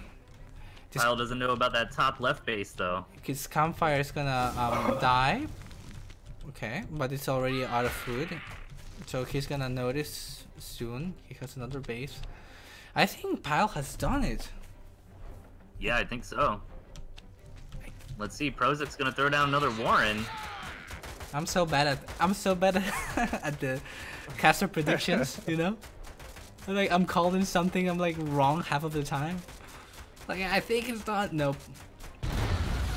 That was just, it was really impressive because that campfire was giving Prozacs, you know, such a good lead, and also the toad hits that he got. But Pyle is just such an experienced, divisive player. Like he realized he had a second, you know, when he had those 9 squirrels against his opponent that didn't have a whole lot. Yeah, the Really decision of like selling all lizards and going mass squirrels, it's pretty brilliant. And now he wins in a game where I thought he had no chance of making it. He just proves to me keep in wrong. mind, when he sold that ferret warren, he still had both ferrets, so he got like, what, 240 food back from doing that? That's a good point. Yeah. Okay. So just in time to reinforce. Crazy, really impressive play. Crazy style. Again, Pyle completed his objective on like playing very low eco game where his core is strongest. Somehow made it. Hey, you can't count out Prozac though. I mean, he played phenomenally there. He almost took down Pyle, you know. By the way, I really liked all of these little tiny maneuvers Pyle was doing with the ferrets and then attacking with the lizards someplace else. Very cute. Cute micro. But can he do it again here on game 2? I'm gonna find out. I think we're about to find out. Pyle is debating what he's gonna do this time around. Prozacs has his mind made up already. What is Pyle? Pyle grabbing some tier 3? No? Maybe. Oh? Thinking about it? I have never seen Pyle. I have never seen Pyle play owls. I think I've seen him play Badger and Fox, but I think you're right. I don't know if I've ever seen him play Owl. That's the way he. I want to see the classic Pyle, man. Oh, there it is. Changing up his style. Like, I would never expect Pyle to go for owls. Okay, I'm gonna have to write this down. Hold up, guys. Okay, Pyle's taking owls now. All right. In your little notebook of builds. Yeah. Yeah, he keeps track of everybody's builds on them and stuff, but get hyped, guys, because we're in the round of 8 here. Pyle up 1 match. Prozacs really needing to win this here. If Pyle wins this game, he'll go right to the semifinals, so let's see it, man. Owl versus Badger, if we kind of get to a late game, which maybe we might see on this map, it's pretty big with a lot of obstacles in the way. You know, I like Prozacs' deck overall for a hyper late game situation, I feel like. I have to say, I really like this map. The aesthetics and the balance in this map is, frankly, quite nice. Except for this, you're absolutely right. Except for this campfire over here. A left lane, a bottom lane. But there's no like position that someone could take early to just kill the other player. I guess I can show. I feel like I'll show the map around. Look at all these like tiny little houses, tents that we have here. The little river here, the little pond, I should say. I mean, both players with 3 possible expansions and a campfire. I mean, I guess if I really had to be nitpicky, I like Prozacs spawn just slightly better, but Pyle's is perfectly good too. So I really hope we see a late game here. I kind of disagree with you there because of that campfire. That's only accessible to Pyle. Oh yeah, you're right. Yeah, that's more of a pocket campfire that Pyle has. I was just thinking about the spots for the third bases, like that 5 o'clock base for Pyle feels a little bit vulnerable to me. You mean the okay, all right. No, but you mean the 4th base, right? Because 3 bases. Yeah, is like pretty the 4 to easy. 5 o'clock. Okay. That base, you know what I'm saying? Okay. But no, you're right. I actually having that pocket campfire is pretty big, and Pyle already took Pyle it. doesn't want to give us a macro game. Okay, just pressuring here, abusing the high ground, really tactical. He needs to control this Falcon very carefully. Okay, this Falcon. Yeah, Prozacs opened 8 farm Falcon, didn't he? Yeah, Falcon just holds everything, I feel here. Okay, but you know, I'm pretty bad at calling this stuff, so. It's so squishy though. Prozac can keep it alive so far. Very nice micro on that Falcon. Oh, but he's taking so many warrens. warrens. Yeah, but so many moles have gone down for Pyle. That's very expensive. There are no squirrel warrens. There's actually no squirrels at all. So like lone falcons against squirrels is not something you want to fight at all. Yeah, and these falcons dying here might be the nail in the coffin. Yeah. Wow. He should have just tanked or lost the mill and stayed behind his warrens. So much for a beautiful map. Yeah. This could have been like the worst, most imba map in the world, and this game would have played out the exact same way, you know? It's a shame we're gonna waste the map with such good balance on a highly aggro game. All of the games have been so aggressive. It's kind of crazy. I guess maybe that's the meta. Aggressive. Incredibly aggressive. And you know, Pyle's in a good spot. He pulls back for now, and he just builds more and more tier 1. Definitely the right play to just keep the pressure on, and he's got the damage in. He's got that eco advantage from the campfire. Yeah. I mean, this is really his game to lose from here. And this is why I like to run some sort of a structure. Like the comeback potential usually is there if you have some structure to hold, but sometimes you can just like in this situation Pyle can just keep pushing because there are no MGs or something that can give him some sort of defensive advantage. Yeah. And I think it's just I almost always think turrets, man. I think they're just fun to play with, personally. Turrets, barbed wire is really good. I'm liking more barbed wire now than MGs. I find them more defensive, but it depends, right? If I wanted to get something like a very early tier 3 and I need strong defenses, I'll go for barbed wire. But if I'm running something more offensive, like ferrets and stuff, I'll run MG. Yeah, makes sense. Ooh, Pyle even taking that southern campfire. He's kind of playing with his food at the moment. Yeah. Like, I like that he's not overextending, but, you know, he's getting a tier 3. He's getting more eco. He has an owl. Just having... Yeah, on the way. Getting the badger now. Okay, he gets scouted. So it's like, okay, well, have fun with your badger. Ooh, Pyle's commander goes down, but does he just have too much stuff here? So its connections are not there. Oh, man. That could have been huge. You see, the pigeons help just sustain this push. That's gonna be it. Pyle advances to the semifinals. Nice, nice try there by Prozacs. Very cool games. Yeah, mo push is still a thing, as has been exemplified here. Prozacs execution. Should we maybe take a little 5-minute breather while we wait on some games to finish up here? Yeah, let me switch over to the Pocket World ad. Here we go. Season 2, guys. It's coming up. Pick your faction. Come on, folk. Come on. There's no other. We're gonna wait for Protocam versus Kerpa to finish up, and the winner of that will fight the gentleman on the next streamed match. Mm-hmm. I like the font in this ad. Yeah, we haven't watched the gentleman yet on the stream. Looking forward to that. Yep, Yeah, I will be back in a few minutes, guys. Slyfox so I'll see. actually took a game out of Gent. That's very impressive. Okay, we'll wait for you, Del. Come back with some beer.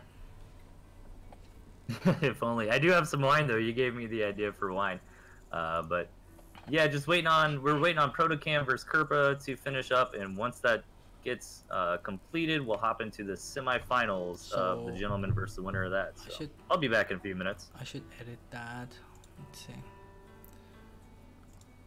Okay, AV. Taking an official break or? Wait, am I taking a break? Nah, I'm fine. You can take a break. I'll rest when I'm dead. Semifinals. So, Mishi, how come you didn't compete in this? Well, I wanted to cast.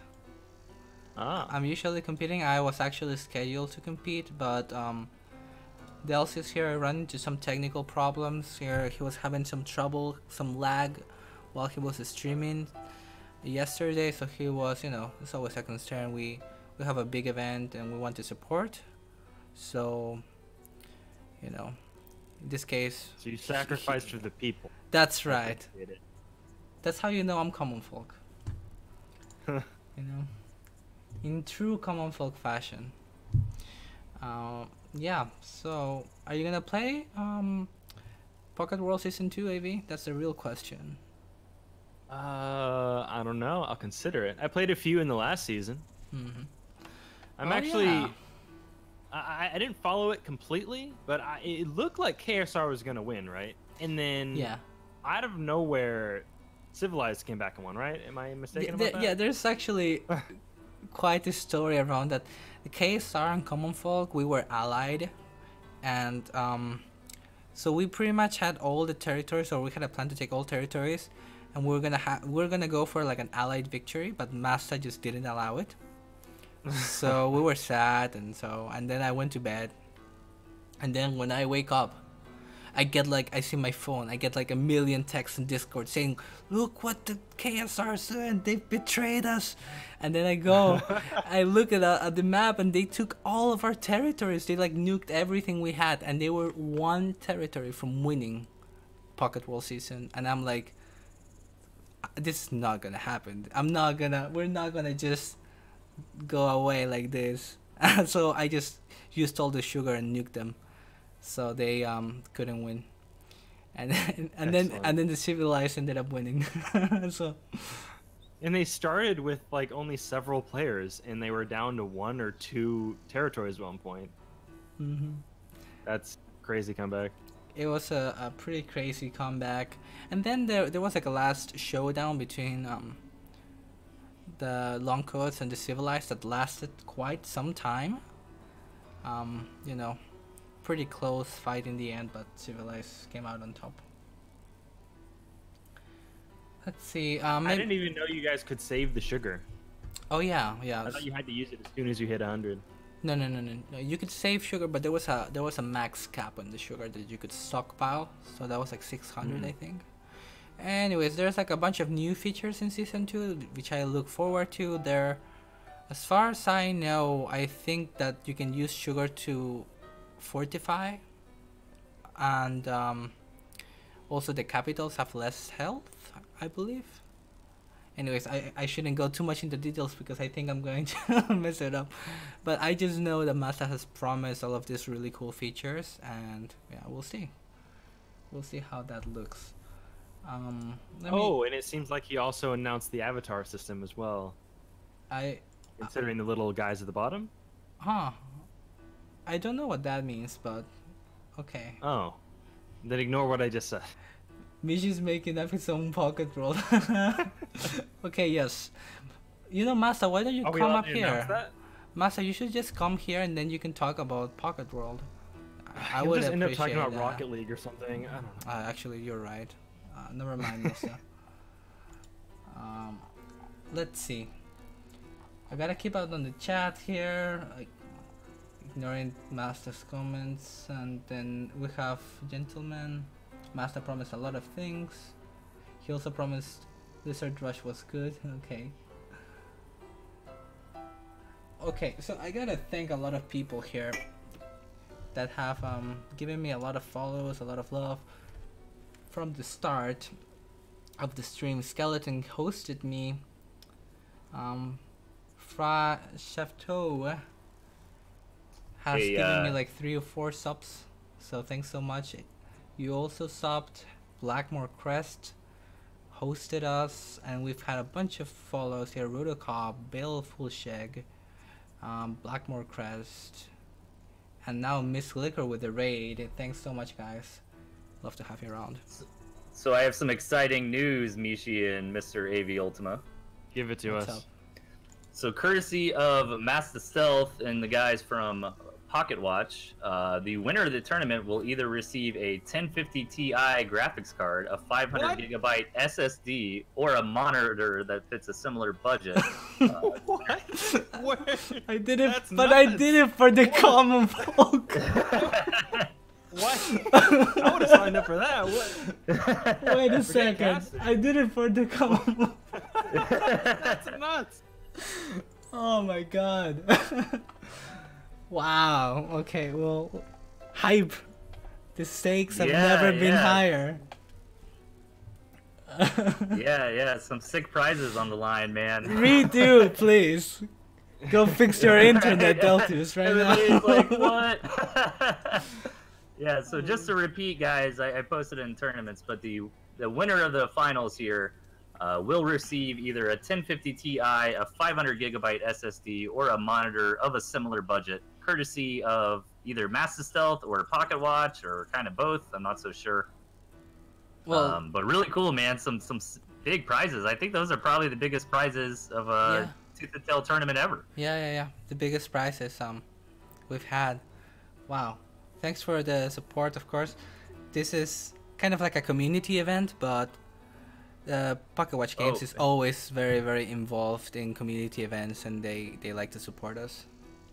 I also, Master Stealth in the chat also just mentioned he'll throw in a $50 Steam card for second place and $20 for third. So, I mean, the tournament's moving so fast. Maybe we should stream that bronze match. Yeah, for sure. I think at this point, there's money on the line for third prize, so we're definitely gonna slow it down for the, last games. Do we have brackets? Do we have people ready? Looks like we can get Kermit and Pile now. So we have Kermit and Pile and Gentleman. What do we want to watch? I guess we've already watched Pile. Maybe we should. Why not both? Why not both? Yeah. We could do both. I know it's pretty late over in the Europe land. but let me see if we can get that going. Do you guys want to hop into the pile batch? Yeah, let's do it. I will actually bring them in. I don't want to move. Okay. Yeah. Okay. We're already doing so much now, Yeah. Celsius. Come on. Okay. So do we want to stream both semifinal games? Yeah, I'm down for it. Okay. these Okay. games are going so fast, so come on. But so far, I've liked every game. I feel like all of these games have been quite unique, and we've seen a lot of styles coming up. I still want to get some macro game. Yeah, it's all been aggressive, but it's all still been very unique aggression. Mm-hmm. Like Pile's aggression is clearly different from other. Yeah, we are seeing also like some tier 3 play, but at the same time, have we ever had a tier 3 out? We had one Badger. That Badger was sick though. Did we have? It made the whole have we had difference. a Kasha? I don't think so. No, we haven't. I We think had that's a it. Kasha Warren got placed down that Andy Placed down. sniped. Yeah.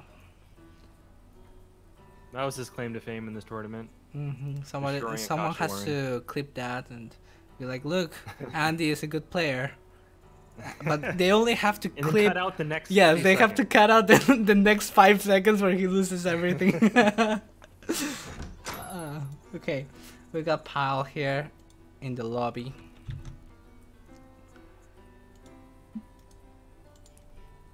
Let's get this ready. Were the players that are playing also aware of the prize pool? Because they probably weren't listening to the stream during that. I posted in the tournament Discord. Excellent. I've been doing a lot of chatting in there behind the scenes, trying to keep things moving. I don't know if I should call him Kermit or Frogo. I think I normally go Frogo. with Mr. Froggo. Let's call Frogo. Monsieur Frog. Monsieur. Oui. Yeah, lots of great prizes here. Dip from space. Dip from is space. Froggo. Okay, that's Frogo.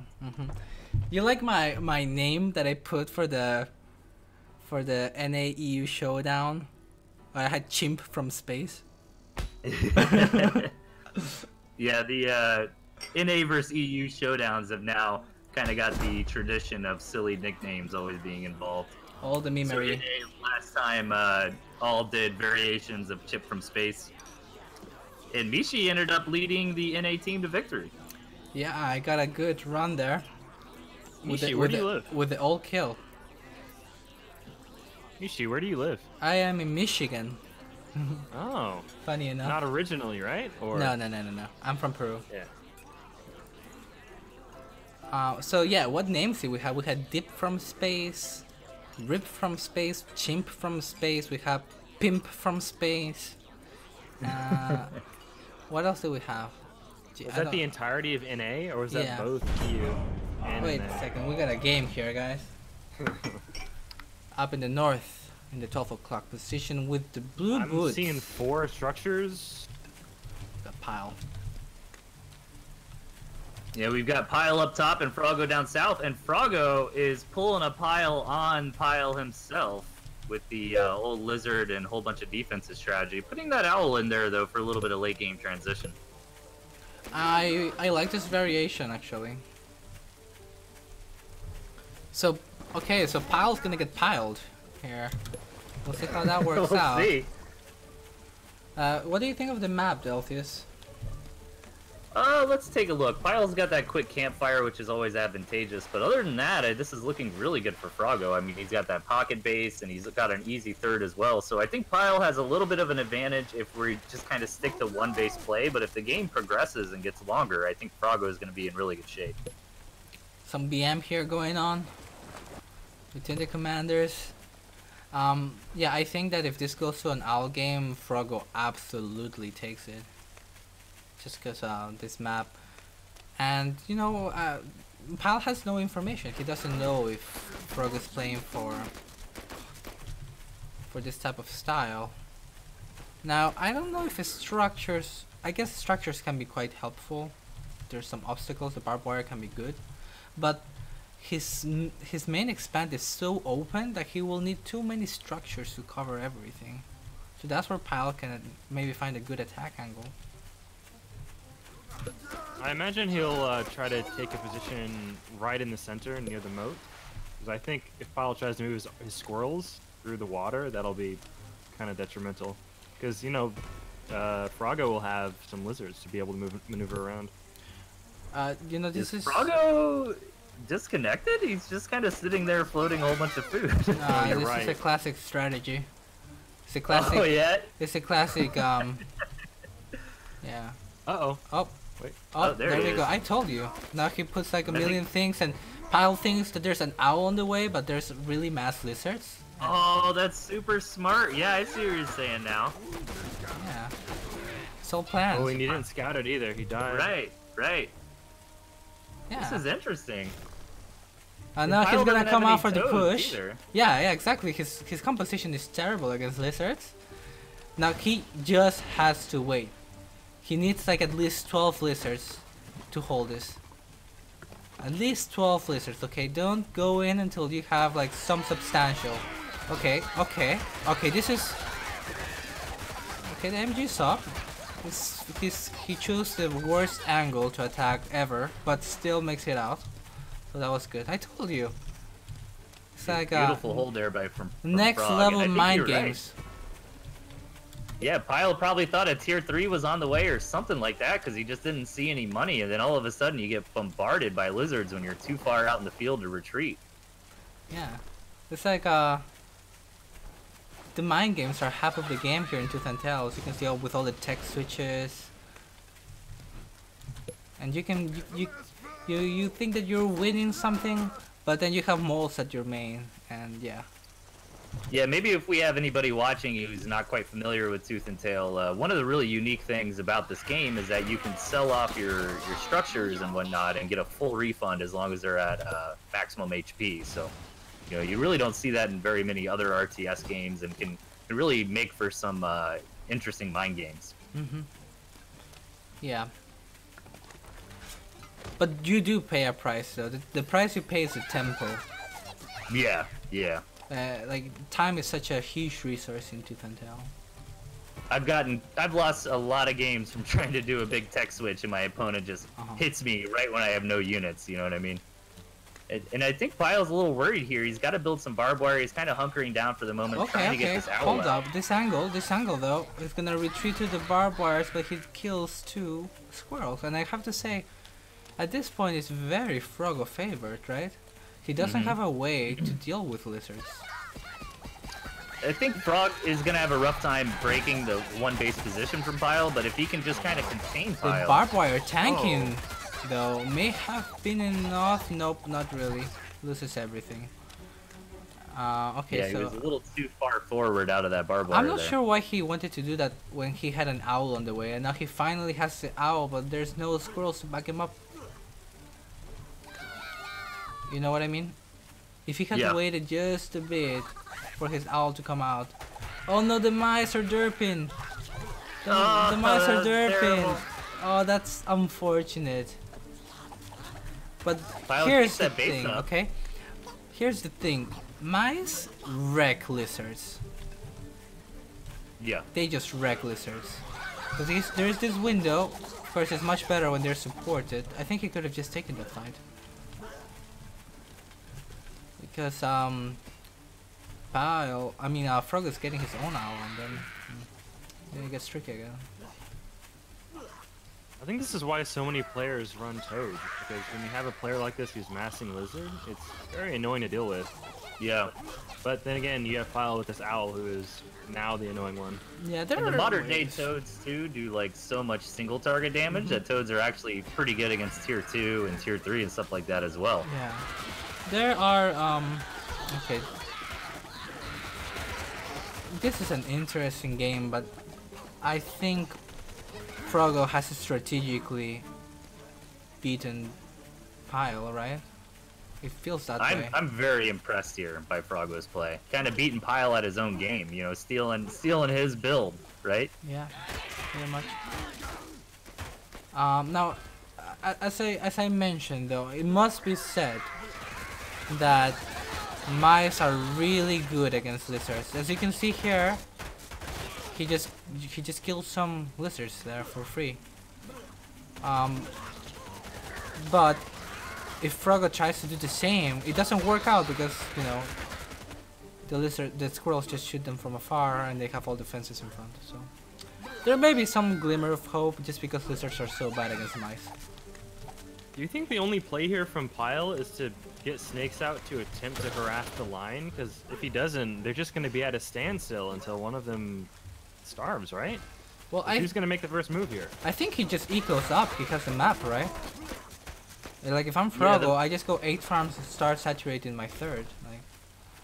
Right. This looks really rough for Pyle because exactly that reason. Like Frog's got his turrets in such a place where, you know, Pyle really doesn't have an option for another base here, and Frogo's, you know, got all kinds of opportunities on this map. Like if you want to get, you know, interesting, you can do like lizard run-bys and try to hit the warrens here in the main, but exactly this is what he's gonna do as long as you're not caught out by the mice. It looks like Pyle's going for exactly that, AV Ultima. He's trying to get some snakes up, maybe hoping to get some stacks of poison on his opponent's owl, but most certainly going to be able to harass the opponent's turrets with those snakes. He lost 3 lizards there, by the way.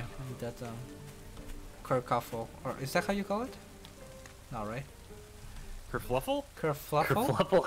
That's Kerfuffle? very interesting word. Oh my god, thank you, Mishi, for making my night. Kerfluffle. It's How have I never kerfluffle. used that one before? That's great. Beautiful play here from Frog, but is Pyle going to use this as an opportunity to capitalize and maybe try to get going on these turrets? Okay, well, Did he lose a snake there? Yeah, he did lose a snake. He took down... Okay, and now he's getting balloon, which is really smart, because that helps against the snake poke. If he loses... Okay. Another snake going down. This is going from bad to worse here for Pyle. Even if Pyle had ferrets here, as you said, with the... Okay, Pyle has a better eco right now, though. You know? Not for long, right? Not like, for long, but as far as I can see... Wait, did Pyle sell all of his squirrels? Yes. No, he destroyed his worms. So he completely transitioned into snake owl. Well, I think AV is right that the Warrens got destroyed because he's got a couple squirrels there with no home. But yeah, Pyle's running out of room here to even place anything down. I like the owl. I like the you know, this setup with the snakes. You can just start poking, slowly chiseling away, and with all the words today, they'll. Okay, but the balloon. How do you? There's no way. I think. Dude, I think Frog's got him in a checkmate here. He's just gonna slowly, you know, strangle him with this python hold. I don't see a light at the end of this tunnel. Well, unless the mice keep tanking, I think he might be able to drain Frogo of money using snakes. Yeah, but Frogo has 2 owls now. Ooh, the snakes are dropping. If he loses them like that, then. Yeah. The problem is Pyle might have been able to make a comeback here, but he's just let off too many snakes. No, I mean, I don't blame him. He was in a very precarious situation there. He knew that he didn't have the map, so trying to do like a last-ditch effort is not unreasonable. Because I feel like in the long run, like you said, you just lose it anyways. Yeah. I'm not not try something. Yeah, I'm not even gonna fault him for trying. Actually, can he get? No. The owl advantage is so massive, and by the way, Frogo sniped the owl warren that Pyle had in his main, so his second owl warren is just for looks. Well, he will get a second owl out, but he really, he needs to be careful not to lose any owls, because trying to make them again without that warren will be huge, but would be hard rather. I don't know, man. Pyle's trying to make it happen. I like this game. This feel like a chess kind of game. You know what I mean? Yeah. God, I just keep thinking back to that initial like fake AFK from Frogo. Like that was so genius, man. Oh, I think he calls it. Yeah. Yeah, that's gonna be it. Frogo goes up 1-0 in the semifinals here. There's money on the line. The stakes, and I mean it in both ways, have never been higher.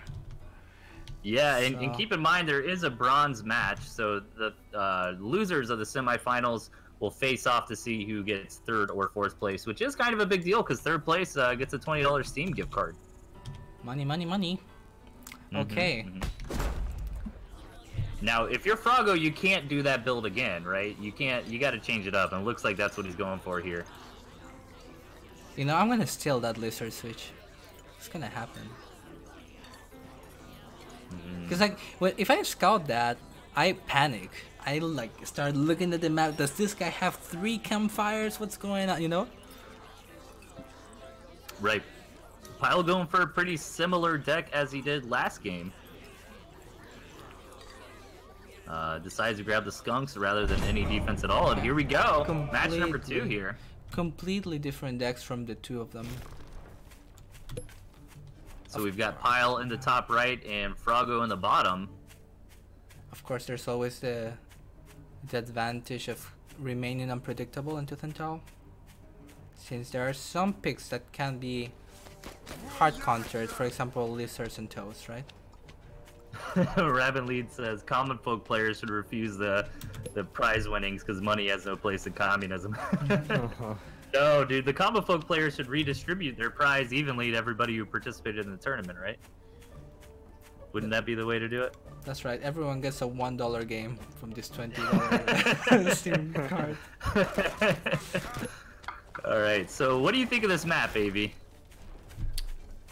It actually reminds me of the beautiful map that we saw before that didn't get used a whole lot. It's very open, and it's the same type of desert map too. Yeah, I could definitely see this going long term. This is a super balanced map again. I guess, yeah, actually, this is a super balanced map.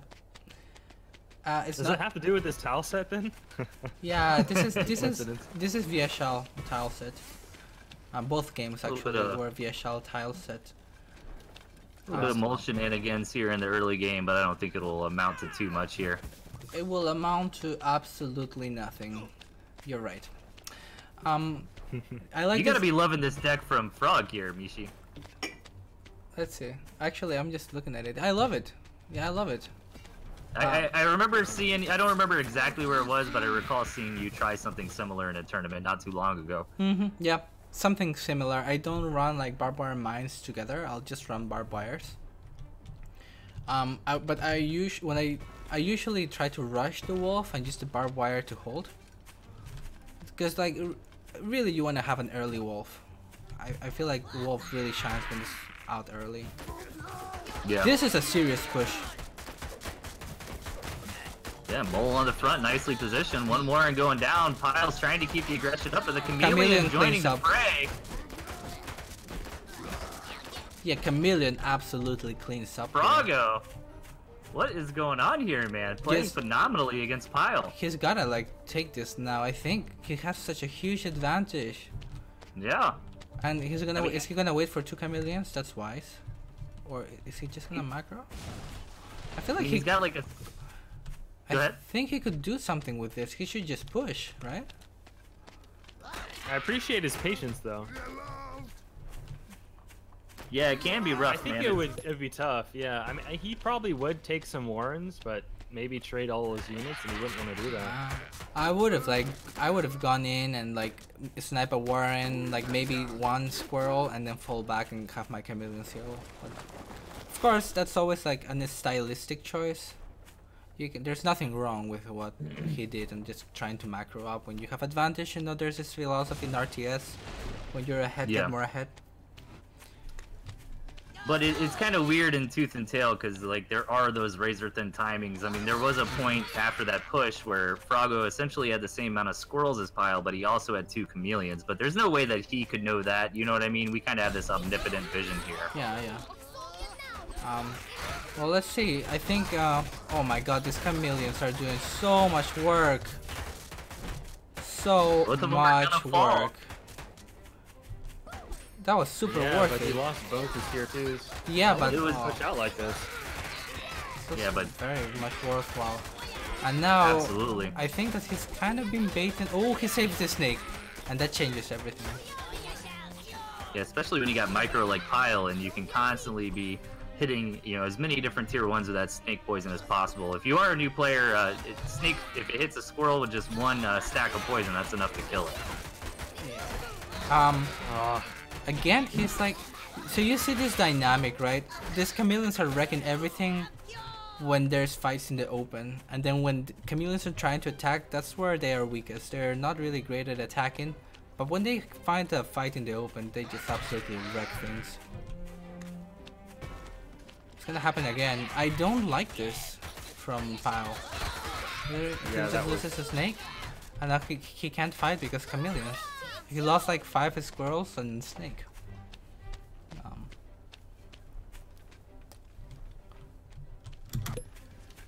I'm liking the spot for Froggo, man. It looks like, he's got the better army, he's got the better economy. I mean, it's really his game to throw at this point. Pile was floating 500 food.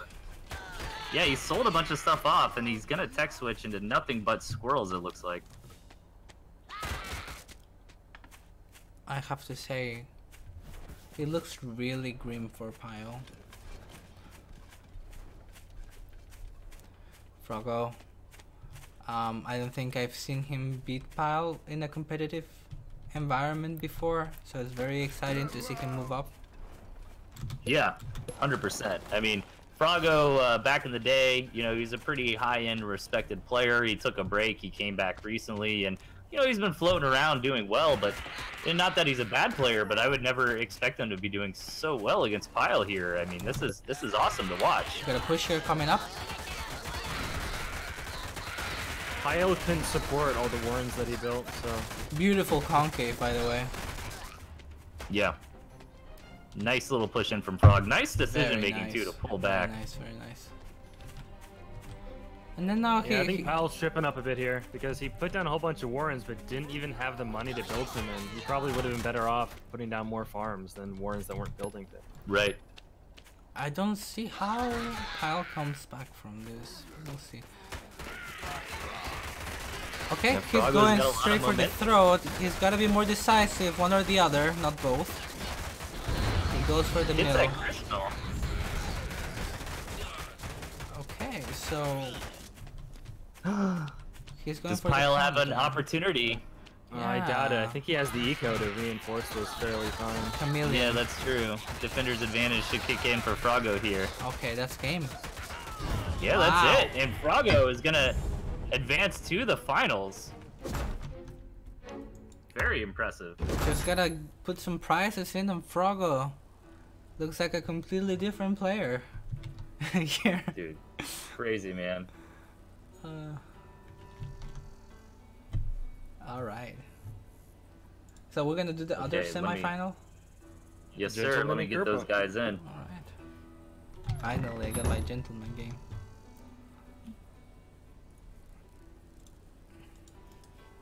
Congratulations to Froggo. His biggest tournament win so far. Hasn't ever made it so far in a tournament, but here he is.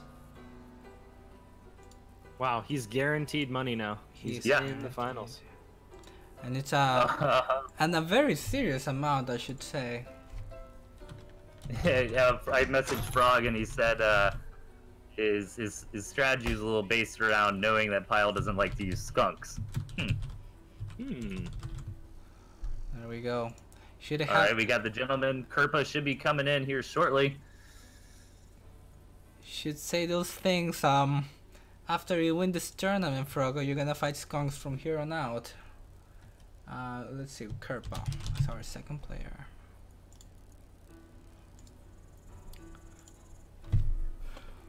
What a fun night so far. Full of Froggo doesn't surprises. care about the money. He wants the glory. That's right. Well, money doesn't hurt. I'll take it. That was for all the times Pile swept me, says Froggo in the chat.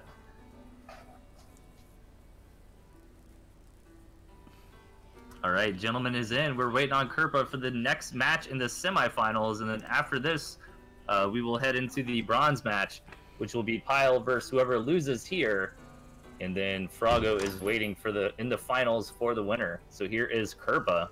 Let's see what deck selections these players choose for the first match in the series. Going for Hopper, which obviously makes all the difference. Is he? I thought he was more of a civilized. Okay. There he goes. Group of repping that common folk, man. Gentleman, of course, he's always really prepared. He is a studious player.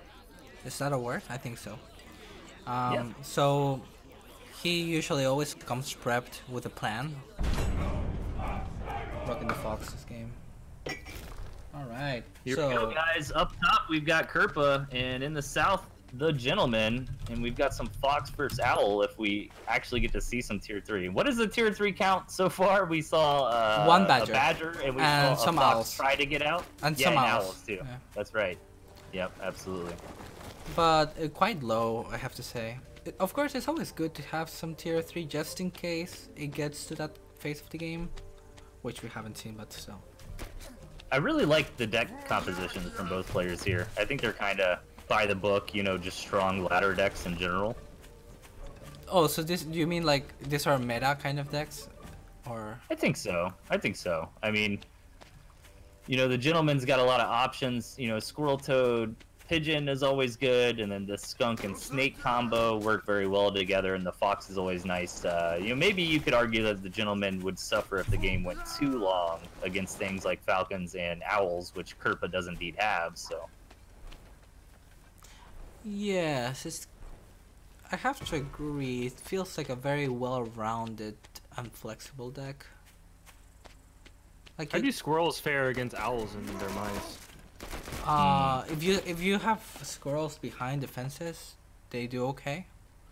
But if you don't have anything, then they do horribly. So if squirrels aren't good and lizards aren't, what's the answer to the mass mice? Badgers, turrets, falcons. Yeah. Skunks, actually. Skunks do really good against a whole bunch of mice. Actually, toads also do well. If you can sacrifice 3 toads and then go in, as long as you can capitalize.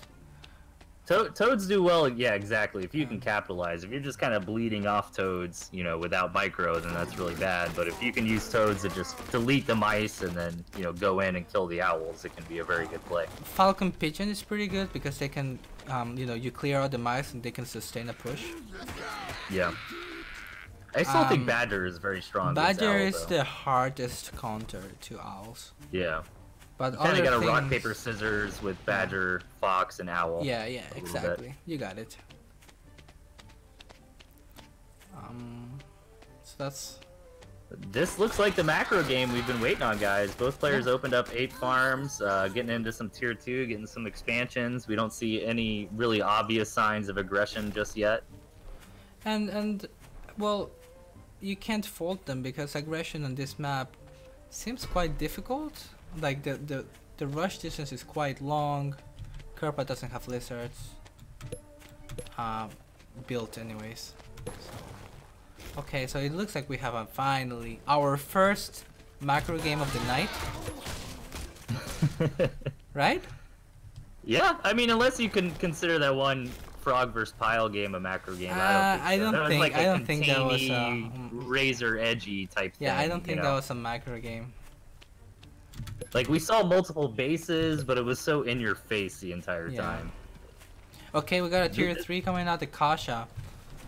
A really good timing for Kasha. I feel like this is the perfect timing you want to get the Kasha out, like half saturated second.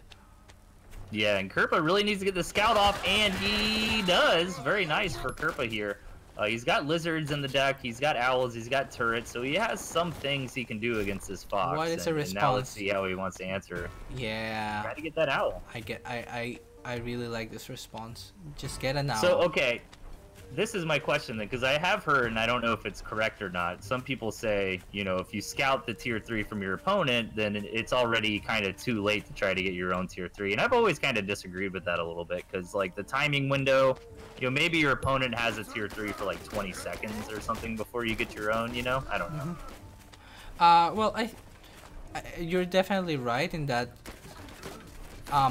the timing really matters. But in some matchups, it matters more than in others, right? For example, if you're playing against a Kasha, Kasha players usually don't like all in you. They will try to poke you, and so you have some time, right? Yeah. And if you're answering that with owl, even if you're like 30-40 seconds late, you can hold on. But if it's something like a badger or a boar that's really all in, and you scout that late and you try to respond with your own tier 3, that's not such good of a call. That makes sense. And Kirby even rounds us out a little bit, gets those lizards too, which should do fantastic against the fox. Yeah, but Can't help but feel that Kerpa's composition here is just better in a sort of death ball game we're gonna see here. I agree. Yeah, I think so too. I think you just this is the moment you start putting the MGs on. Maybe it's actually a little too late with the MGs. Just get the MGs, try to hold for a little bit for your owl. You see Ooh, big connections here coming in. Kerpa trying to get some good toad hits and really committing to this engagement. I'm not sure. I don't agree with this decision. Now he picks up the Falcon. Wait for his owl. It just came out. He could have just put down much MGs and played it a little bit more defensively. Now this situation, but even then, you know. So you can imagine this reaction. If Gentleman had had a badger, Kerpa would have been dead. Right. But because it's a Kasha, it's not so all-in-y. Then so Kerpa can stabilize, and I think since he's stabilized, I think he's actually favored now. I know it's kind of old news at this point in this game, but I was actually really impressed by that turret timing by Kerpa. One HP. I can't believe he tried to do that. That was so ambitious. I gotta watch it again on the Mishi instant replay. Damn. Those toad hits. So crazy. Very questionable play here from Kerpa. He just lost all of his mice, and then he's trying to all in. I'm not sure if I agree. I know he loses his falcons. I don't know. Exposed here. I think he's gonna lose this now. I don't know. But is that the wrong play? I mean, the fox is living at 1 HP, you know, like... Yeah, no. That could have... That's okay. But he was the one that pushed out. Yeah. So that was... I don't like the decision to push out when you have no mice. And the owl goes down. That's definitely going to be it. Kerpa taps out. The Gentleman goes up 1-0 in this series. Yeah, I was really impressed by that turret timing from Kerpa. Like, I think it's a really important thing in an ERTS. Like, he built that defense like exactly at the last second. You know what I mean? Even though it didn't matter too much in that round, but you see that a lot in like StarCraft. I think I would have put in a little bit earlier. Yeah. But you didn't build it too early, and you know, have that food sitting there doing nothing. You know what I mean? Yeah. So let me get game on the board for Gentleman here. Ooh, what's that? Someone's phone? Yeah, my wife's phone rang, sorry. Okay. I thought that the Pixel was here. That's actually correct on my end. Anyways, guys, on the left we've got the Gentleman, and on the right we've got Kerpa. Match lag. number 2 here. There's some lag. Is that one of us, maybe? I don't know. Hopefully not. We didn't have any lag last game. Did you legitimately get pizza? Yeah, I think, yeah. Oh, so why not? That's Mishi's fall of the night then. This is America.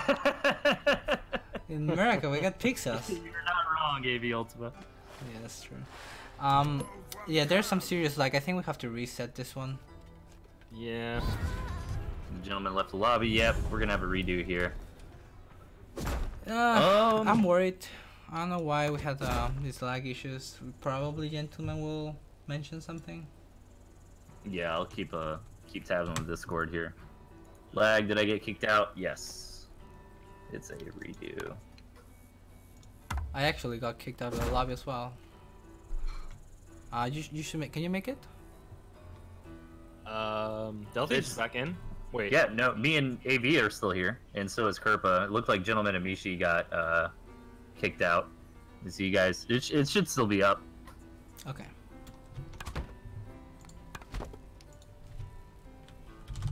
Oh, I'm pretty mischievous at password. No, I'm blanking out. Stream. I was just thinking of pizza. Okay. Did you order pizza too, Mishi? No, but I was thinking of pizza. It's like, Yeah. I have a frozen pizza and I'm really considering doing it. I got Red Baron. Oh yeah. Can't go wrong. Can't go wrong. I like their thin crust pizza, you know? I like the Jordan as well. I love their Supreme. Alright, let's see. Gentlemen, give the gentleman a second. He says in Discord that he's gonna see if he can kill anything internet related, make his connection a little better. There he is. Let's try again, ladies and gentlemen. Let's see. Is Gentleman going for a different deck? I think he is. Wait, is he? I think he is. Yeah, he didn't bring Badger last game. No, I don't think he changed it. No. He's got a Badger. No, he's got a Badger now instead of Kasha. Is it just me or does this map look pretty similar to last time too? Huh. Yeah, Anyways, it does, guys, yeah. in the left, You're right. and on the right we've got Kerpa. Is So, it the no same lag map? this time around. It can't be, but it looks really close. Yeah, it looks so. Someone has to check there in the stream.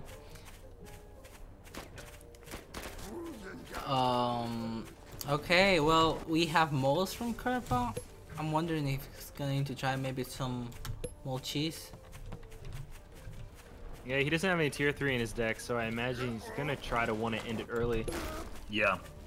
And I'm kind of surprised after seeing the Fox in round 1, the Kerpa didn't take any like anti-Fox repellent spray with him. You know, really the only thing he's got that could be good against a Fox is a turret. But luckily The for mole's Kerpa, coming. there isn't a Fox. The mole's coming right now.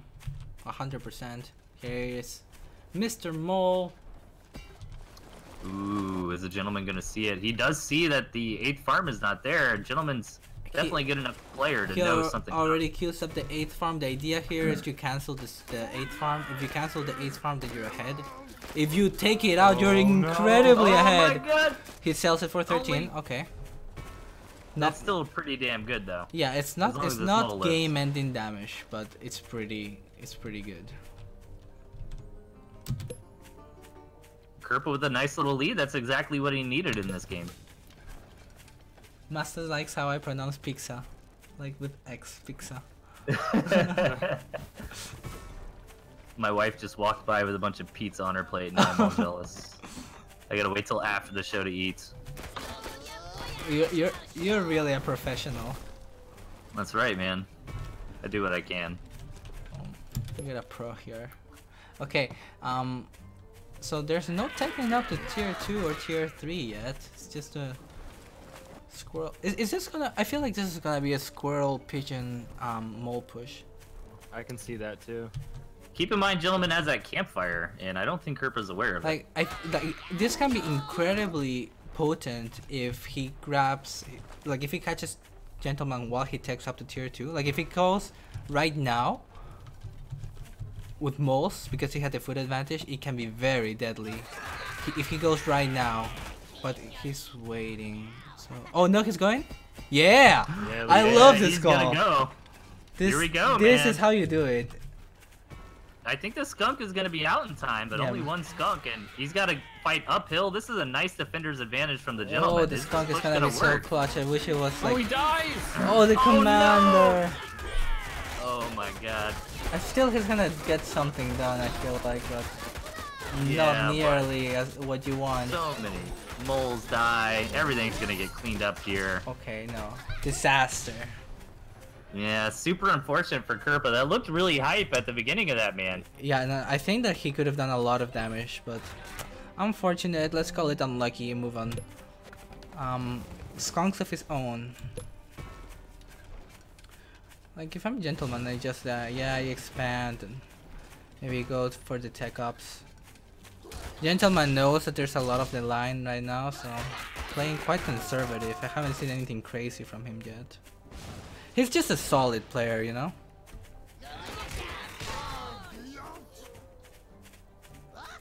This is such an uphill battle for Kerpa now. He doesn't have the tier 3, and he's behind and everything. By the way, this So campfire Gentleman's has gonna be been ahead. there since like the start, so that Exactly. is brutal. I don't know. I feel like you can't really play one base if someone has a campfire. It's so incredibly tough already, and now he is getting 4 farms like his expand. If anything, Kermit has a bit of a map advantage in terms of defense with the moat around him, so he could hold out, but still, the gentleman has that tier 3 that he can just build up. Yeah, and Gentleman is not even thinking about moving out. He's just sitting in his warrens with his Nick skunk. Like, Kermit can't really break that. You gotta be kind of careful though, you know, as the game progresses, the food disparity is gonna mean less and less on paper. So I like the approach the gentleman has here, but I don't think you should just let Kerpa, try to recover completely. That is true. But you know what? I like what Gentleman's doing because say Kerpa goes for 8 farms in his expand. Those front 3 farms are so exposed, you know? There's a moat and stuff. Like, how do you defend that? I think you don't. You know, these frontal farms that he hasn't taken. When he takes them eventually, they're gonna be so difficult to hold. Yeah, but the moat, I don't know. I feel like the moat kind of works in Kerpa's favor here, right? Like, isn't it gonna be hard for the gentleman to attack into this? I would agree with that. I don't know, I'm skeptical. Like, if the pigs like are in position so to the front and he brings his badger forward, reps on the pigs, like so Kerpa has to engage on him. I don't know. See, the thing is, I'd like it a little better for Kerpa if he had room to build some warrens in front of that mill, like just having the pigs exposed there. I love that turret, by the way. Yeah, clutch turret. Like, ooh, Gentleman's a little bit out of position. He needs to go back. Yeah. Oh boy. Can he get the tier 3 warren? Kerpa! I don't know if he sees it, but it's too late he to does try to see him. target it He's now. bringing the falcons. Only the falcons. Sold He out. just sell them and loses. But Kerpa loses everything. He got 1 Well, farm look at for his that entire gas army. as well. Oh my god, that was savage. Yeah, They were it pretty turns, even in army, but ooh. It turns sort of out you Look at can that army sell. value graph, man. You know, if tier 3 warrens had this thing that mills have, where it takes like 3 seconds to sell, you know? Okay. You just want to see Kerpa win here. I'm sorry, what can I say? I'm a I mean, simple Kerpa man. was playing from behind already, so I think he had a chance, like, as AV was pointing out, Gentleman wasn't in position. Like, maybe if Kerpa, like, sniped that tier 3 warren immediately and backed out, But Gentleman just crushed him in that engagement. You can I think see it would have been okay too if he just Uh-huh. stood behind this moat, I guess, as we're calling it. But again, all the badgers that Gentleman could potentially build. But I guess Kerpa sort of saw it as a last-ditch effort. Like, I need to get out and do something because I know Gentleman has a tier 3. Okay, yeah, I think Kerpa's pretty dead. You can see the class or the style that Gentleman usually holds. He has a massive advantage, but he opts to not move out until he has his badger. Just smart player. Yeah, and if you want to be really pessimistic about it, like, Kerpa's kind of been dead since that first push where he lost his commander, right? So really anything that Kerpa tries to do at this point, you can't fault him for. He's got to try something. Well, here's what I think I can fault him. I don't like this forward expansion that he took. I would have taken the right expansion. Those farms are so much easier to grab. You know what I mean? Yeah, and on that note, like, he kind of did delay those 3 farms, closest to the water for quite some time. Yeah, and he probably because would have it's went risky. straight to 8 farms on that right one. It does set him up for this later point in the game, though. If he hadn't taken now, Gentleman might already be encroaching on that territory. So Badger And is he's out. sort of stuck. And I think this is the moment Gentleman really needs to capitalize. He's gonna move out soon. Or maybe not. Maybe I'm just wrong. I don't know what I'm saying. Never mind. Just don't listen to me. Oh, never mind. He's actually moving out now. Yeah, Gentleman's just playing with his food at this point, man. Oh, the classic fake out. Oh, and Kerpa's moving his units he's over to the left. Oh, he's fell for Oh it. my god, the Gentleman signed my mouse pad. Here's what you do. This is that's so brutal insane. because Oh my the god. Badger revs up and he's gonna enter the fight ref. Oh wait, never mind. He doesn't wanna. Yeah, but that is already enough damage.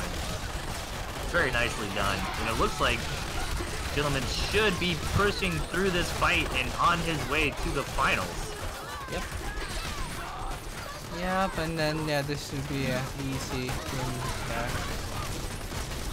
Very nice. Okay, so we are going to cast the bronze match now.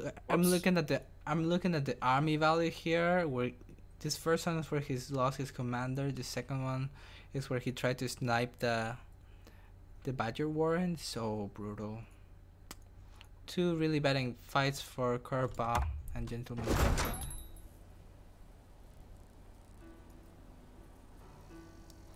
Anyways, so now we have a final. I'm getting no, we're doing bronze match. Bronze. Okay. And this is a best of 3 to decide who gets that $20 Steam gift card. Okay, so we get Kerpa, and then we're gonna get Pile. Mr. Pile. Okay, I will be back in just 1 minute or 2, guys. 1 second. This. Mr. Pile.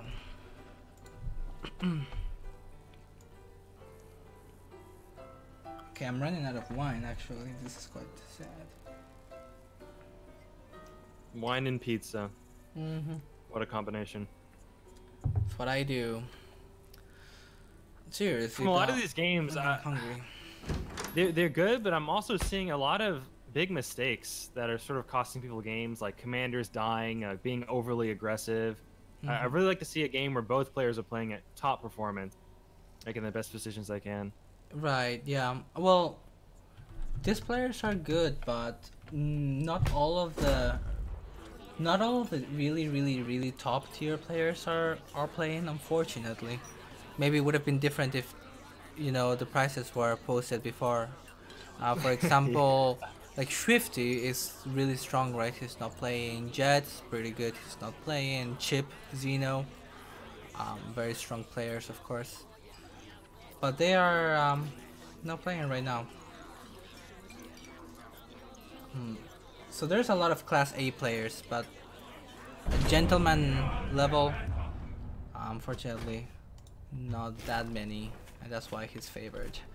So we got in the top Mr. Pile, and in the 3 o'clock position we got Kerpa in the blue boots. Pile with his classic structure. Ooh, Pile deck, love it. Back to the roots, he's planting a mole. No problem, we're carrying on. Well, we're just getting more shenanigans, maybe. Yep. A little bit ooh. And this mole could do something, because the pigs aren't really in position to defend it. Yeah, it's gonna harass that Warren. He'll have to cancel it, I think. Oh yeah. Oh yeah, absolutely. Will one squirrel get out? Oh no! Oh, one Oh, got out. Miss Micro. Oh no, Miss Pile, he's Micro. not targeting. Oh my gosh. Oh, my gosh. If he were...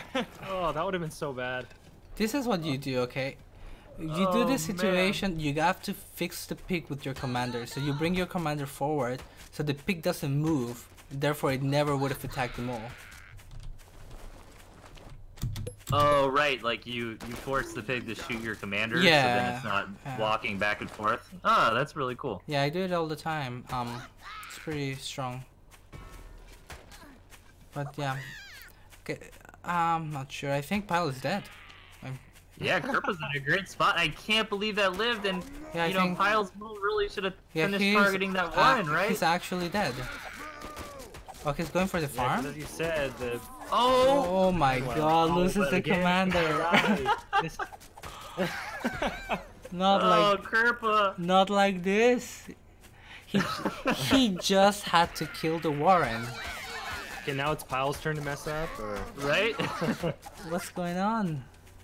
Poor Kerpa, man. 2 games. You know, that commander death really hurting him. Okay, so Pile's going to insist with this mole push, and I don't think this is the right decision. I think that squirrels are gonna hold this easy. So yeah, you're right. Pile's throwing again. Ooh, gets a Warren. This Is he gonna get another one? This is not worth it, like at all. Yeah, all the moles dying. Yep. It's like, in fact, Kerpa has it again. He just needs to push and win. And keep in mind too, Bile never took that 8th farm. Oh, he took it, but he lost Oh it. yeah, right. Okay. Okay, so he's going for Squirrel Toad. This is fine. I like this. You know, I think he could have ended the game, but going for Squirrel Toad against Smash Lizard's always a good choice. I love it. And he's on 8 farms as well. Keep in mind. So. Yeah, when Toads come out, I could fully see him pressuring the front door. Yeah, just leave a machine gun, leave an MG up in the base, and push up. And lizards can't really base trade in this map. There's only one direction to go. If you look at the mini map, there's that little alleyway. Yeah, Pyle looks like he wants to run through it, but Kerpa's hip to it. Yeah, good luck with that. Oh, the toads are not there. Okay. Nah, he's just baiting. Okay. It's a So very handy position, actually. I love the And- positioning of the squirrels behind the, you know, I love these obstructions. Yeah, all these tents and bones are really ruining Pyle, actually. Yeah. Oh no. my god. It's just picking him apart. Oh, some Ooh, the toads toads go connect, off, yeah. get great connections. Great connections. I think that's game, yeah, he's dead. So the only macro games we've sort of had have been those gentleman games, right? Alright, but then Kerpa overextends, so Yeah, Pyle's not dead yet, and if there's one player to come back from an impossible situation, it is Pyle. But man, I think it's Toads, very it's dead. so rough. Yeah. Toads are just too Knock good. it out. I think it's I was trying to very hype it up, Mishi. I know I'm supposed to be the hype guy, right? Yeah. Okay, you're doing your job. Alright, let me just that was a quick game. Yeah. Not even 5 minutes. All right, One Pyle's game really on the Kerpa. back burner Is here. it possible that Pyle is just kind of tilted? You know? From Based on his play, I could see that. I mean, there are stakes here, though. Like, Yeah. This oh, he's going for the same builds. the mole like cheese at the start. I don't know. The execution was Like if you're Pyle here, Mishi, No do you better. just play it safe and try to open 8 farms, you know, with good scouting, and just be like, I'm not gonna risk getting behind in the early game. You know, I'm Pyle. I've got good mechanics. I can take this. yeah. This is usually what people do, right? Like, if you're confident in your play, then you want to take it to late game and like try to win in that moment. Right. And this But is you not. all- Go ahead. Oh, sorry. I was gonna say, like, you see a lot, like, in Korean Brood War and stuff too. Kind of the other side of that coin, where, you know, Korean players will say something like, you know, I'm so much better than my opponent, I could rush them, and you know what I mean? And I can Right. beat them in an aggro game. They're just not gonna be able to keep up with my mechanics. So I think Pyle, you know, was a little bit on that side of it earlier on against Kerpa here in that previous match, and let's see how he decides to play it this time around. Yeah. What do you think of this map, AV? I think just for Pyle's game plan in general, like as you guys are saying, he wants to keep Kerpa on his feet with all these random things that he's doing. Because if he just lets Kerpa get comfortable, he's got Toads. And if a Toad player is comfortable, then you can't really pressure with your Lizards. So, I don't know. It just seems like a tough battle for Pyle right now. Because he can't really do a Lizard run by here. Yeah. And as soon as Kerpa gets like a hold of the map, I mean, with ferrets and this heavy structure play from Pyle, I don't know. Yeah, I think I agree with you completely. I think this map is very Kerpa favored based on Pyle's deck. Like if Kerpa Yeah. just grabs this mill in the front, it looks like it's open, but it's not really. It's double high ground, and all of the ways in are kind of like chokes. So I don't know. I find it hard for Pyle to outmaneuver Kerpa in this map, but we've seen Pyle do some crazy stuff before, so hopefully I want to see a game 3, you know? Yeah, that'd be nice. It's gonna be, you know, Oh, ferrets. I'm surprised. I'm surprised by that. It's gonna be hard for Pyle to get done what he wants here. You know, try to harass with these lizards. I mean, really good spawn here for Kerpa, and taking that south base is Pyle here. By the way, I'm pretty hyped that Kerp is rocking the boar here. Yeah. It's a tier 3 that is considered right now not that great in this meta, but you know, if you're playing like against Pyle, who's known for a lot of tier 1 play, absolutely. Right. Okay. How effective is the boar against lizard? It's really good against lizards, especially because they have 7 HP and it does like constant damage, so it's really good. It's really, really good. They just tend to clump up so much too, you know? Yeah. Well, Pyle's got a little bit of an edge in the economy, but Kerpa's not slouching. He's already got 2 bases, or 2 farms rather, cooking. I wouldn't be surprised to see a third one coming up here shortly. Oh, I think he's gonna get poked here and he's not in position. Never mind. Man, yeah, he has nothing to deal with ferrets. So if Kerpa does decide to push in and Okay, he's harass, going for it base could be an trade. issue. He's gonna try to oh no, Yeah, the he toad's has here. to. Oh, Those and toads, man. he's dead. That's unfortunate. I think that. I think Let's see. that he well- just. I think he didn't see that there was a pathway to the right, right? Because there's like some obstruction, so maybe he didn't see that there was a way to go. I thought that he was trapped. I mean, Pyle's got a really good economy, and he managed to get out some lizards. He's coming in for the counterattack. Is he going to be able to knock out the second base? But Kerpa's bringing most of his squirrels home here, and The they're going to be ferrets able are to still deflect. shooting away, by the way. He's just rallying the squirrels and the toads. Yeah, nice.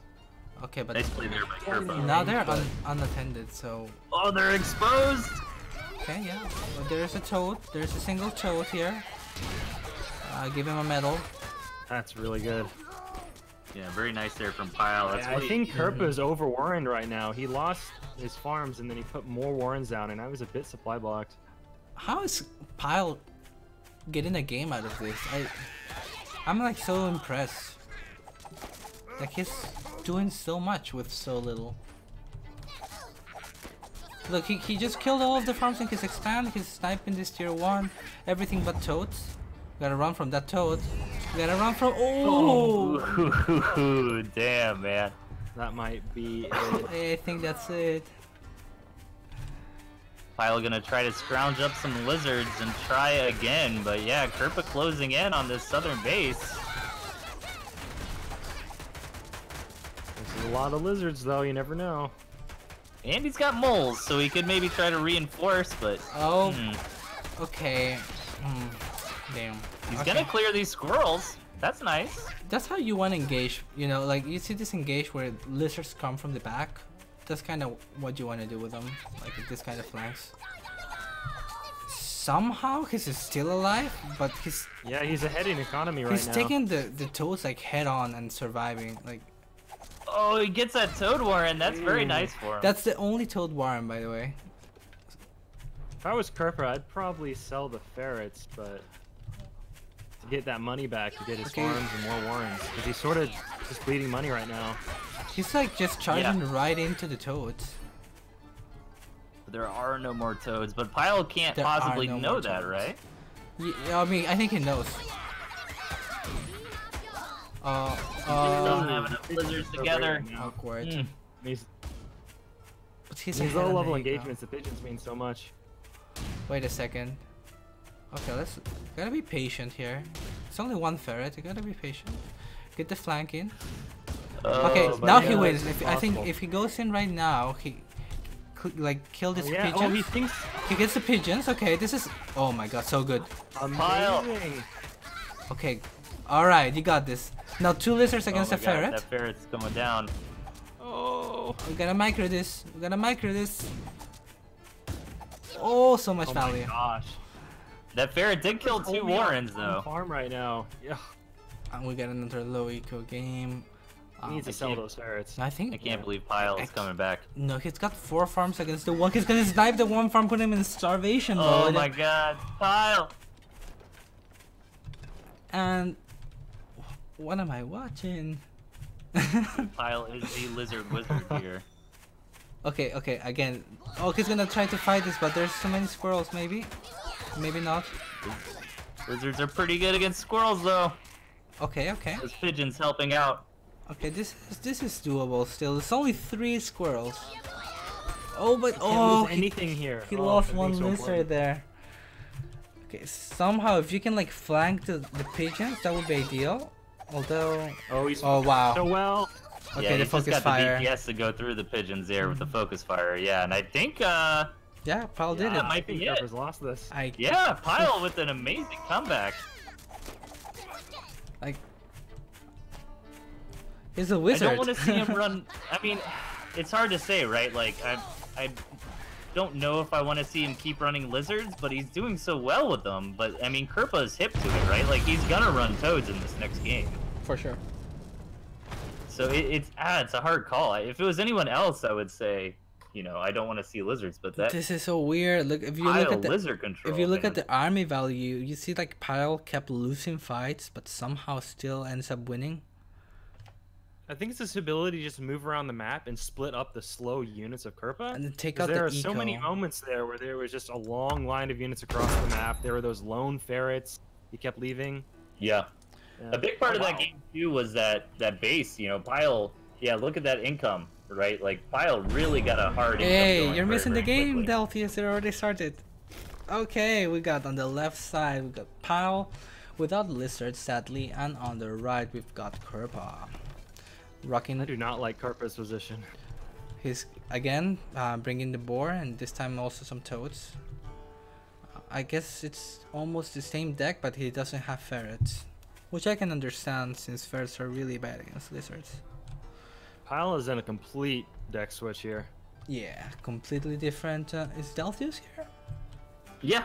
Yeah, I was just letting you guys have some air room, Okay. man. And I like this from Pile a lot. I think this is the correct move to make. You don't want to be a one-trick pony in Yeah. a tournament environment, and he's been switching it up constantly. So I think this is cool. I'd like to see a nice, solid macro game here, and you know, I guess both players kind of have decent access to a second base. Campfires are favored towards Kerpa, so I don't know. So there is one thing that Kerpa's deck absolutely can't handle, and that's Badger. If File gets a Badger out, nothing in Kerpa's deck is even close to good against a Badger. Yeah, I bet his game plan revolves around just getting that Badger out at some point. Because I mean, chameleons are terrible against Badgers unless they're wolf buffed. Boar is not great. Pigeons, no. Okay. The only saving grace maybe from Kerpa are the toads. If he gets the right connections, they do so much, you know, single target damage. No, toads are But that's pretty definitely bad a against stretch. Badger. I'd be nervous with toads in this game, considering skunks, moles, and squirrels. We'll just melt them before they can get any detonations. Yeah, I think like if Pile gets a Badger out, the game should be favored for him. But let's Yeah. see. Honestly, we haven't seen much Tier 3 come out. And also, Pal has no idea. Maybe Kerpa's running snakes, right? I don't know. Okay. So Pile opening up with a pretty quick skunk, similar build coming out of Kerpa, and let's see if either player really wants to get aggressive or if they're just kind of getting out enough units to be safe and go into a second base. What's that? Squirrel Warren? Okay. Would you rather see Pile here take that base to his right, or be more aggressive just to set up for later? I mean, I think he does like a 2-base or 1-base Badger push. Since he hasn't Yeah. shown that strategy before, and he has defensive skunks. I would have liked to see Pile go for a very quick Badger Yeah. here on one base, and that is exactly what he's going for. I think this is definitely the right call. Yeah, I like it. And there's no way Kerpa can break him. Yeah. Yeah, Pile went about it really safely. You know, he got out some skunks, which, as you were talking about earlier, fantastic on defense. And Pile's even going to put on aggression. Yeah, Pal likes to do this quite a bit. So he's like saying, look, I am like in your face, you know, you gotta watch out, I'm going to come to get you. That way, Kerpa's not even imagining that there's a Badger behind this. Right. Pile did There's a big actually. disparity here, though. I feel like Kermit could definitely just attack into this. This is Yeah, actually a I'd be way. scared. This is a way you deny scouting, if you think about it, right? Right. You just keep them so busy they can't get over there exactly. and check it out. But this isn't going good for Pyle. I mean, he lost a this is- skunk. He lost a lot of tier 1. I think I this think is he's just going feigning so his well. army value right It's now. going really. He's Look, like, he has nothing. Kerpa's here, putting but an he's- MG down. Kerpa should be attacking right. and he's putting an MG down. That means like the mind game completely worked in Pyle's He favor. is so scared of Pyle. Yeah. Yeah. And the consequence, do you see this boar? This boar is one of the, we talked about this before, right? This boar timing is definitely not gonna work. Yeah, I think Pyle just metagamed Kerpa because he was trying to metagame Pyle. You know what I mean? He brought all of Right. these things that are good against lizards like toads and boar, and so his deck is really bad against things like badgers. And Kerpa did just get the scout off on the Badger, but it's so late as the Badger spawns now, and Pyle is now. He in has a to very sell the dominant boar, position. right? And Yeah, this boar, I don't think would do anything really. no, okay, I think in theory Pyle's got this. I feel. We'll see Pyle how should it goes just- in practice. Okay, so the Badger gets the free ref, and now he's gonna be ref for all of this fight. Ooh, the toe connection gets the Badger down a little bit low, but Kerpa doesn't have enough to finish it Yeah. off. But Ooh, this is a tough position for Pyle though. He's sort of leading tier 1 units. this is good. I like this. Skunks are gone. Yeah, Pyle he Just still takes has it. that Badger though. He got that full rev though. Okay, unrefed, but he still has this. Yeah, I think that's it. The board is not even close to coming out. It might. No, it's not even gonna come out. Wow. Nice attempt by Kerpa, and Pyle secures the 3rd place slot here, earning himself a $20 Steam gift card. Woo! Congrats to Kerpa. Money, money, money. Okay. Okay, we let's have get the grand finals. finals. Bracket reset.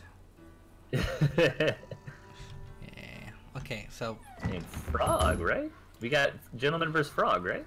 an unexpected finals. Well, not for gentlemen. I think everyone's expecting gentlemen to go to the final. But Yeah, but Frog was definitely the underdog here. yeah. So, Oh, for I mean, sure. when you're a player like the Gentleman, you know, you're out there so much. We see him all the time on TNT TV, on basically every single tournament since launch. You've had the Gentleman. So Frogo has a lot of info on the Gentleman and how he likes to play. Well, Frogo has also some reputation, or maybe notoriety in some parts. He's known to be like a macro player that's not that flexible, but today we've seen him bring out builds like the Pyle deck, which was very surprising to me. But he's known for normally just playing macro, and one of the main reasons that has made it kind of hard for him to move forward in tournaments is that he's notoriously been susceptible to early cheeses. So I expect the gentleman's going to try to mold cheese him or so. Also, he has sometimes he can't remain like balanced through the games, and that can really hurt like a best of 5, best of 3. By the way, is this a best of 3 or best of 5? This is a best of 5. Okay, good Pocket Cup. Yep. No, I agree. Gentleman's really level-headed, and one of the scary things I feel like about the Gentleman is, you know, he really has the entire cavalcade of possibilities underneath his belt here. Like, you never know what style he's gonna go for. He can play lizard mole aggression with the best of them. He can play long, drawn-out macro games and do really cool tricks with flying falcons in certain areas and stuff. He's gonna bring moles. This is my bet. Please? Gentleman is? Yeah, I think so. Game 1. I think Game so. 1 moles, says Mishi. Come on. Hey, called it! Well, you gotta pick up that phone though. Really, Frog. Yes, I called it! Has always been the chameleons, which we see here. But okay, guys, the grand finals. match number 1 of this best of 5. In the left we've got Froggo, and in the right we've got the Gentleman. What are you guys thinking here? What do you think of this map here, AV Ultima? Again, with this desert map, it seems very evenly split. I'm very it just seems to be a characteristic of it. Very beautiful as well. No, these days in this Discord, I feel like I'm hearing every day about moles being such a annoyance and deciding factor in games, but I feel like we've seen the aggression, but against these really good players, the moles are only more of a, I don't know, a distraction. It's not really a game ender. Usually Sort of in look it like up to really. do. Oh look, this is okay. What's? Yeah, definitely he didn't react the right way. But usually in really high level plays, mole cheeses is considered something that's bad. Usually puts you behind in like really high level play. Right. Yeah, based on, I mean, comparing it to back in the day, Ultima, like, where you'd see guys like DJ Soak just going hard on moles in the end of the game. Moles kind of serve a different purpose nowadays, you know, to reinforce that mid-game push, or as a kind of, you know, YOLO base race scenario in the late game, as we saw earlier, where it's like, well, I'm dead anyways, I might as well try to build 10 moles and see if I can kill my opponent first, you know? They always have this surprise factor. You can like snipe mills, you can like snipe tier 3 warrens. You can do a lot of this ninja mole stuff, and then you also have the legitimate mole pushes. But trying to mole cheese a very high level player, like you try to mole cheese Gentleman, like 9 out of 10 times you're gonna be put behind. Yeah, one of my favorite uses of moles is, imagine one of the players took that like 3 o'clock campfire, you know, and you just build like a mole or two, take that out without getting your army out of position, and then sell them off. Like, things like that are just really cool. Okay, so Froggo didn't react super well to the mole cheese, but he is by no means like out of the game or anything. He's not too far behind, in fact. So he can take the game from here. Barbed wire, okay. Cool. Yeah, Froggo trying to muscle for position. And one thing about this map is that these grist mills are very, very close to each other, right? Like, if Froggo can get this high ground position, it would be hard for Gentleman to do the same on, you know, kind of his side of the high ground. Yeah, Froggo true to his style, trying to play macro. And I think like he would really want to force a fight, since, you know, 3 squirrels, 3 lizards, 2 chameleons, destroy 3 lizards, 3 squirrels, and 2 falcons. Right. Do you think that, you remember back in the day, Mishi, or you would remember too, AV, like chameleon versus falcon was similar tier 1. The chameleons would win that engagement. Do you think that still kind of holds true today? Chameleon versus Falcon? Yeah, like yeah. Just in a straight up fight? Well, I'm talking about, like, imagine like 9 squirrels and 2 chameleons versus like 9 squirrels and 2 falcons. Like, you used to see that a lot back in the day, and the chameleons would actually win that, which is a little counterintuitive. I think what determined that is that they were so tanky back then. Like, people used them for that purpose. And then, like, the things in the background would just kill off. I mean, because chameleons usually need stuff to tank with them as well. Pretty much all tier 2 do. Cheeky gets a farm for 3 lizards, definitely worthwhile. Yeah. Definitely. A nice little run by from the Gentleman there. It's equal food, but it's really not equal food, because that means that your farm is slower, so you end up gaining less food in the process. So this is a little bit of a traditional looking macro game we got on our hands here, Mishi. Yeah, we got a macro game with typical small skirmishes here, or like surprise attacks with the lizards. Run-bys, there we go, that's a word. Barbed wire. Now he's stuck because he tries to retreat through the barbed wire, and that's okay, but the barbed wire helps. Wow. Ouch. Ow, barbed wire doing so much work. He underestimated that. He clearly did, yeah. So... Yeah, but at the front of that engagement, Froggo was fighting a little bit too far forward of that barbed wire. Lost his chameleons, lost a falcon. Yeah, well, these are the same comps, right? Oh, no, we got skunks on one side. Oh, this is the skunk! Didn't even get the barbed wire. Okay. So low, Gentleman gets it there. I'm telling you, barbed wire is nothing to sneeze at. Yeah. Very, very strong defense. I appreciate the gentleman's aggressiveness here because he knew he needed to take this high ground at least a little bit. Otherwise, Oh, he he lost the chameleon. He doesn't even. Yeah, Oh, there we underestimated. go. He gets the warning at least, so it's okay. It's okay. One thing. Underestimated that Falcon DPS, man. One thing that Chip used to really like to do is put this forward, this exact thing that Frog is trying to do. So you put the barbed wire, and then you just bring the Falcons forward. And then you kind of force them to fight into your barbed wire. We have a big engage. The Skunks Looks like doing so much work, the Skunks. the gentleman getting the upper hand here, pushing into Frogo's territory. The barbed wire is gone, and Frogo realizes that's too much, taps out. Gentleman goes up 1-0. Yeah, for those fights that last so long, the skunks just end up doing so much damage. Absolutely. They're so tanky, too. You can really micro them, you know. Let Oh, them be yeah. up front, you know, take a lot of damage, bring them back so they don't die. Yeah, Especially with pigeons. definitely against Masses tier 1, which was pretty much Frog's composition.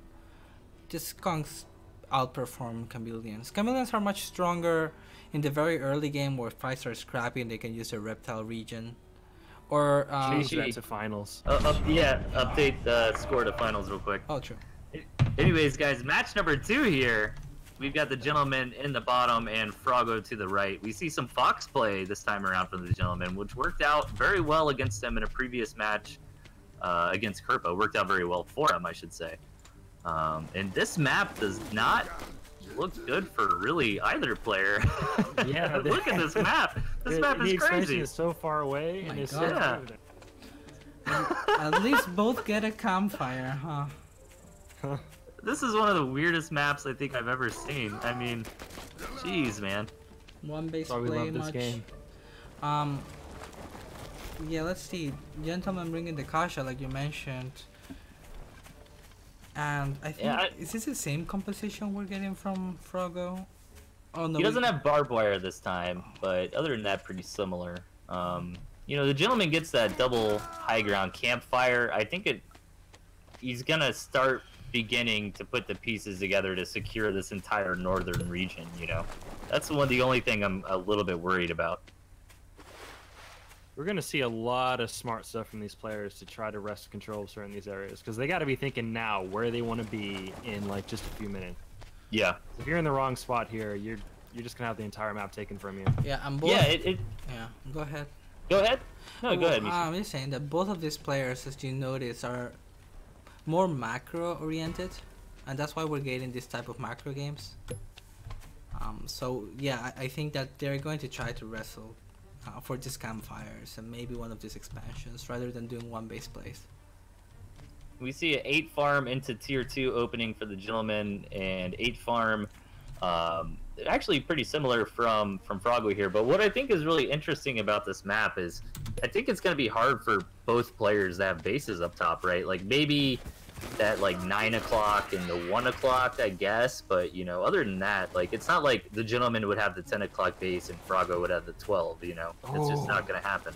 That was a good scout. He Very thought he was going to burrow back, but he waited a bit to see what Gentleman would do, and he saw the second tier 2 go down.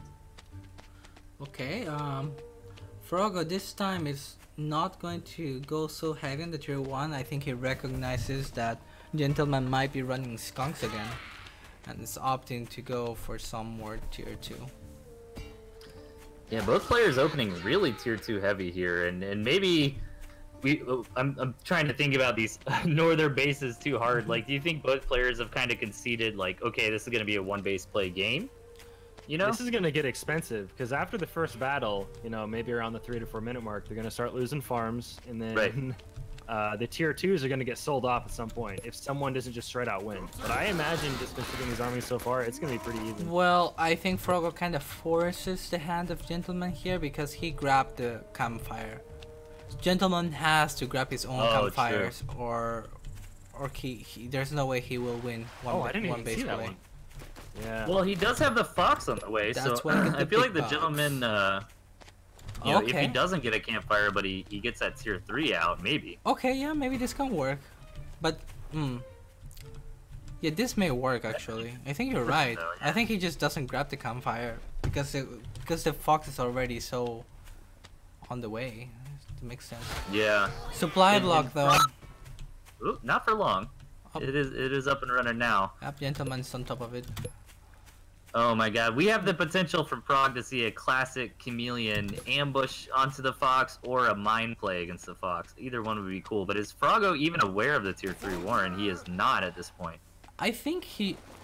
Well, I don't know, but if I am in his shoes and I see him not grabbing a campfire, then you would expect Right. this, right? Like there's no other explanation.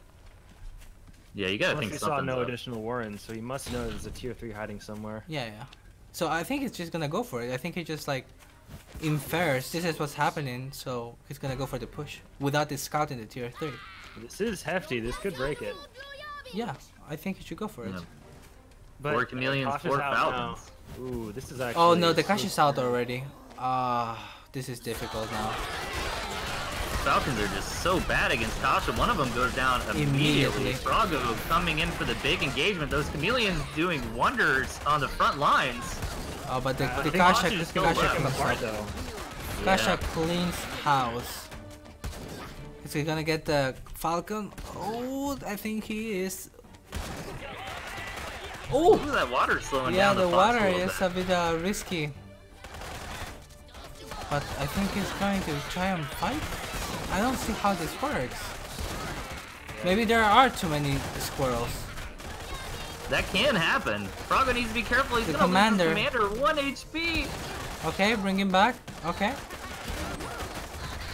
I don't think the gentleman has enough left. Froggo's just gonna push through, and I think he Wow. can win this. I can't believe that no. actually worked. This is gonna be close. Oh, he gets the Kasha! Oh, Wow! that was amazing. He thought he was gonna go for the mill, but instead just target pushes back over to the fox. And Whoa! I did react in not time. expect. I did not expect. I feel like Gentleman had the better composition there. That was genius. Yeah, I agree with you 100%, Mishi. I thought on paper, Gentleman was going to take that 100%, but those 4 chameleons on the front, I guess, just ended up tanking so much that Froggo had enough left over, and so much momentum. Like, wow, that was really impressive. Yeah, good for him that he had so many sacrificial squirrels. Right. It's okay, they're drunk so they don't feel it. He Zap Branniganed him, man. He just overwhelmed him with numbers. All right. We're tied up 1-1 here. A little bit See what indecisive these for players. Gentleman changing things up again. Gonna try for an owl mole strategy this time around. Froggo trying to think about what he wants to do here. So, Gentleman, there's one tier 2 that Gentleman just does not part with. That's the skunk. He's Oh my bringing gosh. skunks every game. All right, guys, we're in match number 3 of the best of 5 finals. We got Froggo on the left and the gentleman on the right. And this is another one of those weird maps. Like, you can kind of split this map in half, right? And that bottom half of the map basically means nothing. I think we can fully expect a lot of potential lizard fights in those woods, though. This is so. Yeah, that would be Yeah. cool. This is so interesting, right? We just keep seeing new and new decks. Like for example, this Froggo deck is completely new. I don't think I've ever seen this deck. Yeah, I think this is, out of all the tournaments I've casted or been a part of, like, I think you're right, Mishi. Like, we've had such a large variety this Yeah, time around. this is a mistake here by Gentleman. Small mistake. Kind of messes up the mole. Oh, his 4 farm. He's doing his classic, Oh, the gentle push. We call it. The this gentle is really cheese. cool, AV, because you don't really expect this, right? Like, the meta nowadays is that one kind of harassment mole, So it's like, okay, I fended that off, but then the gentleman follows it up with 4 moles, and he's just gonna keep going. But Frog scouted it out. I don't know if he's gonna have enough in time, though. I think Froggo has this in the bag actually. I think he defends easy. As long as he Yeah, how micros does his 4 moles lizards, break this? they don't. Yeah. He just loses everything and loses the game now. Oh my god. Yeah, Huh. that's game. Beautiful hold there, yeah, and he taps out. Yeah, I think the big issue there was that Froggo kind of sniffed it out. That only really works if your opponent tries to go for 8 farms after that initial mole, right? Yeah, but sometimes he can catch people off guard, as you saw when he was playing the semifinals of the Tooth and Tail League, where Right. he played against Valaris and he did this build and killed him, right? So it's 2-1 in Frogo's favor. Is that correct? Yeah, that's correct. So he's on match point. Yeah. Playing to gain the big bucks, we have Frogo on the left. And in the north, we got the Gentleman. You gotta be faster, Deltius. I'm just I know. I wasn't sure if you're just gonna go for it. We've been talking so much, I've just been trying to do the intros real quick. Alright, man. So I guess this is the deck that the Gentleman has the most faith in, right? I mean, he's on, Frogo's on match point against him, so you gotta bring out the big guns here. And this is something that he has played in the past, right? In one of the earlier games. Definitely a pretty strong. I guess maybe this is the meta deck. I don't know. I think it's a strong deck. I think it's a strong deck. I don't know if I would call it a meta deck. Like, I will feel that would have some Falcons in there. Yeah. It's kind of hard to say. I agree with you what a meta deck is nowadays. I mean, it's not as rigid as it has been in previous times. Like, you remember the meta in, like, February, right? Where it was, like, Badger versus Fox. You know what I mean? Like, it's not really like that these days. Yeah, it's because of the tier 3 revealing the unit that you see that less often. Did we have Look at this map, though. Yeah, that's awesome. This is a very balanced map. Yeah, I don't know if there's any like early opportunities for players to like take something early. It looks like we're just gonna see a big split and then lines drawn. I would say it's like slightly Gentleman's favored because there is a possibility for a contain following on this center campfire, right?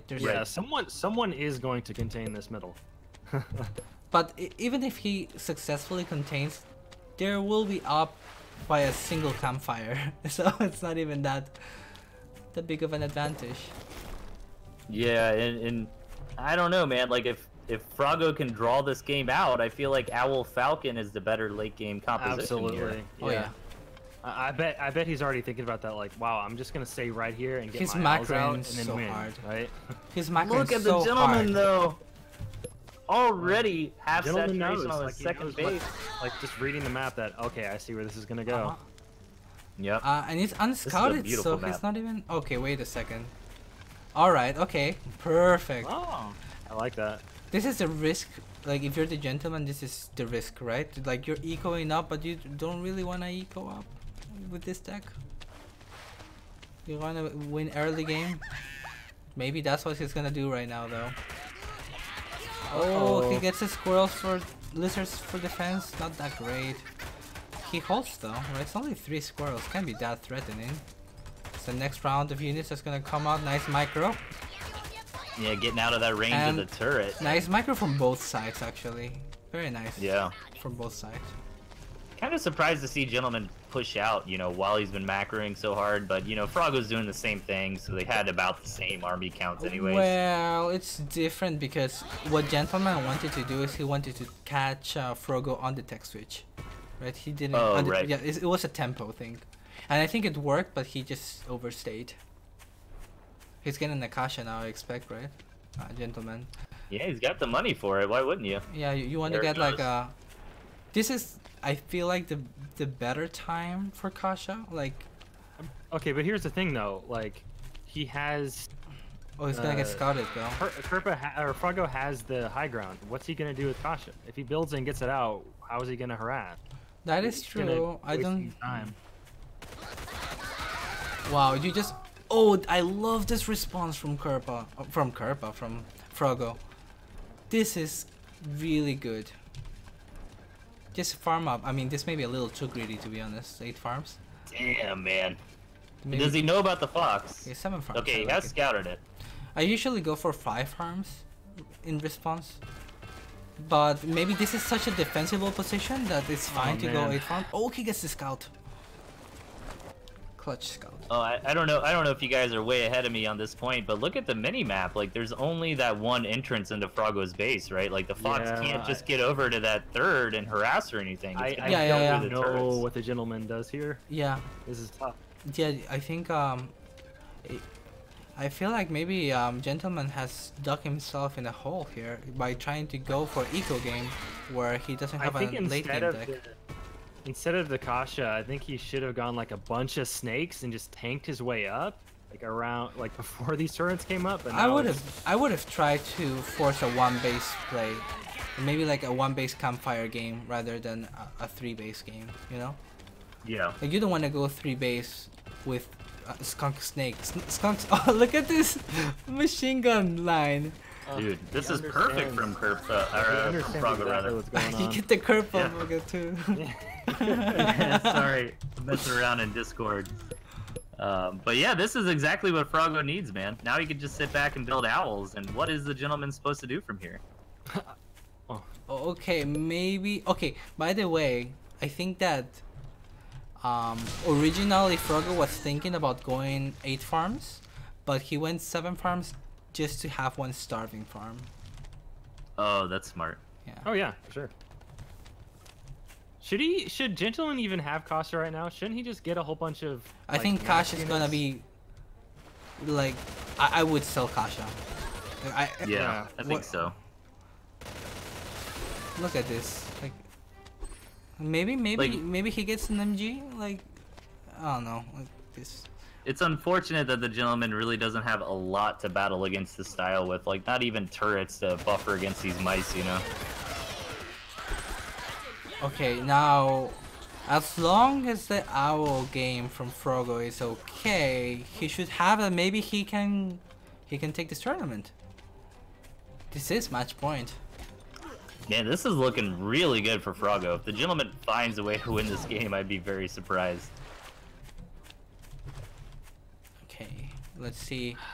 Going up to 16 falcons and 4 owls.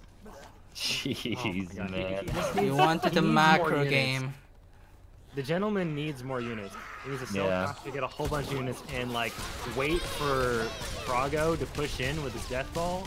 Oh and my just god, look hope how he many holds. how many pigeons are in the middle. That's an interesting way to try to deal with this, right? Like build so many pigeons that maybe you're not bleeding off too many units to these mice. I guess that's what the gentleman's thinking. Yeah, that's pretty much the idea. Oh, 1 shot on the. Oh! Oh, Oh my gosh. again. I was Barely lucky I was surviving. with it. Although he did lose his 6 toads. To save the Kasha, he lost 6 toads. Right. This is actually potentially dangerous. Yeah. Because like he sold all his tier 1s, so now he has no potential buffer if all the mice die, and if he keeps Kasha alive, that's just Falcon dead. But Falcon listen, dead. man. I don't 7 like. owls. I don't like Yeah, how 7 he's- owls. He should wait until they have more mice and then send them in. But Because right he now doesn't they're- have too much of a threat when he sends them out, though, right? Because he's got those 9 turrets there. Yeah, you can just fall but he back can to. do more damage if he has more mice, I feel like. Okay, here, this is a better number of mice. And they didn't kill anything. Yep. Skunks are doing a lot of Interesting. work. 10 skunks. I don't think I've ever seen 10 skunks. Actually, That's a lot of skunks. And these players are crunching the numbers and like really thinking about oh, a what snake I need goes to do down. after this. A snake goes down there. 36 pigeons and 10 skunks. What is this game? But that's all he's losing, right? Like, but we've got up to 9 owls that are gonna be here Oh my god. shortly. This game is madness. You wanted a macro game, Michi. Okay, well, you know, bringing a fox to a macro game is like bringing a knife to a gunfight. Yeah, essentially. And it's a shame for the gentleman that that snake pick wasn't falcons, because I feel like then he'd have a little bit of a better chance to fight back here. By Maybe. the way, Froggo sold all of his tier 1 and he's Oh, just man, going that's gonna lag. owls. Is it even lagging? There's too much action. Oh my, is it lagging oh my for you? God. It is, Yeah. yeah. Oh, Okay, I'm no. actually. Red Oh no. No. No. Oh. no. I think he gave up though, right? Because No way. I'm pretty sure Yeah. it just lagged, right? Wait, what do we do here? Like it looked like I Froggo actually was give it. gonna win I that, would right? give that No, to no, no, Froggo. I would not. I know. I Well, hang honestly on. wouldn't. Yeah, let's. I would. I was a toss-up. No, I don't That, think. I don't think that was a toss-up at all. Like you can't hold that. You can't hold like 12 owls or whatever. How many he had? I'm not sure what to do here because that was. This is a really clutch game, and it looked very, very favored for Froggo, but at the same time, the gentleman wasn't dead. So. But I don't know. there is. But Like- how does the gentleman win though? I think he just holds. But you can't win by holding. No, well, Like you can only lose, right? Like, would you expect Froggo to starve out? He had this like one farm. Yeah, but the gentleman had that campfire available as well. I'm just considering if they trade there, then of course they then got to sell some of their warrens because they won't be able to re-up after losing all their crap. I don't know. I wouldn't immediately give it the Froggo. I would have had to have seen a bit more to know for sure. Yeah, but the problem is that it was. Do you think I would actually ask Gentleman to see, like, give an honest answer of what he thinks All right. of his position? The thing is, like, you can't say Froggo had won that game, but it was very, very Froggo favored, and it was a match point too. So it's you know, if we redo the game, that's a huge advantage for the gentleman because I mean, just on paper, right? Like Froggo should have eventually won that 6 to 7 minutes later, but you can never really know. I would do okay. What if we do, like we do a redo, but Froggo gets to ban one unit from Gentleman or something like that? Because Well, I feel Froggo like and the it gentleman is are talking about it okay. at the moment. Yeah, that's rough. That's rough because it looked really good for Froggo there, but it didn't look. I agree with AV that it wasn't so clearly that Froggo. But at the same time, man, he had like what, like 10 owls on the way. What does Froggo say? He looks like he wants to play. Yeah, I would hate to end it like that. Anyway, Yeah. I think we just redo it anyway. All right, let's go. More games. To be honest, I would like some handicap for Gentleman because I feel kind of bad. Yeah, I agree. I feel like the gentleman should have some kind of handicap as well. So let's do that then. Let's have a Froggo ban a unit. Like just tell Froggo to tell us, and then we'll let people know. I'm not 100% on that. Just let him duke it out. Like, it's unfortunate that happened, but, you know. I think they just play like normal. Yeah, I think so. Alright. The people have spoken. We're gonna have two people coming here and just fight until they die. Let's go. Frog is not picking anything though, so maybe he's not entirely happy. We're still chatting about it. The gentleman didn't feel like he was in that bad of a position though. He's trying to make the argument that the mass pigeons prevented the owls from sapping down his army. I agree. Yeah. And he also had he could get Frog to reset the campfire timing with the mice since it was up front, and constantly, you know, be able to get out of starvation like that. But I don't know. Like I think that's the only way the gentleman could try to win by starvation mode, but I don't know. I find it so hard to believe that you can like withstand 12 owls and without taking any damage. Sounds difficult. Did it? I don't know. Maybe he knows something that we don't. Like, I have not seen like this 36. Maybe 36 pigeons and 10 skunks do really counter owls. So I don't know. Here's what I think happens. The initial mice hit the front line of skunks and stuff, and the mice just die, right? And then now it's just owls who aren't doing anything, and then falcons dying to 36 squirrels, and then a whole bunch of pigeons that are on the back line healing. So it's really a toss-up. Yeah, but there are a lot of mice, and there are like a lot of. He has like 16 falcons.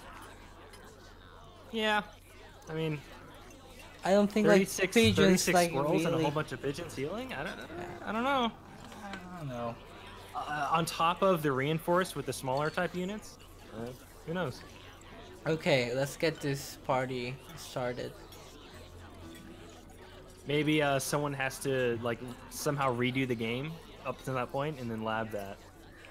Give us a final answer. Yeah, I'm not sure, man.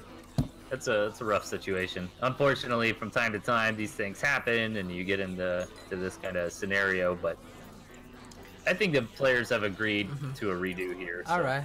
Okay, fair enough. If they agree, that's fine with me. We get more games out, right?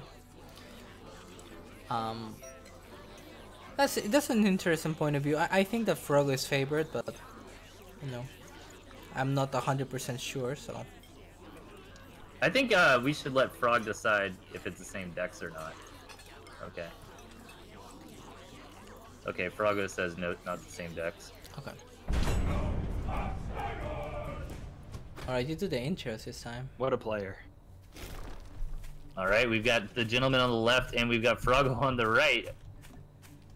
And let's see what's happening here. I don't know, man. That was a rough game. You know, I think you could really analyze it, and I guess gentleman still had a possibility to win, though. So.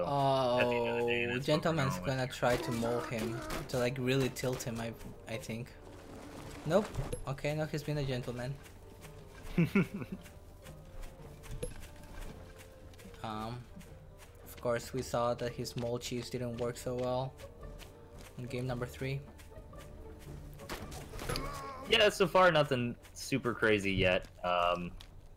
This map looks okay for both players, I suppose. Frogo probably would want to expand more towards that 2 o'clock, you know, kind of route. Where the gentleman, it might be hard for him to secure a third here. Gentleman does not have any tier 3s against going for the snake skunk combo. A proven combo. I feel like snake and skunks are better, like the better combo early on in the game, and then chameleon falcons get better later on. Yeah, yeah. Chameleon Falcon kind of scale a lot better than Snake and Skunk, because you get to so many skunks and it almost gets redundant, you know?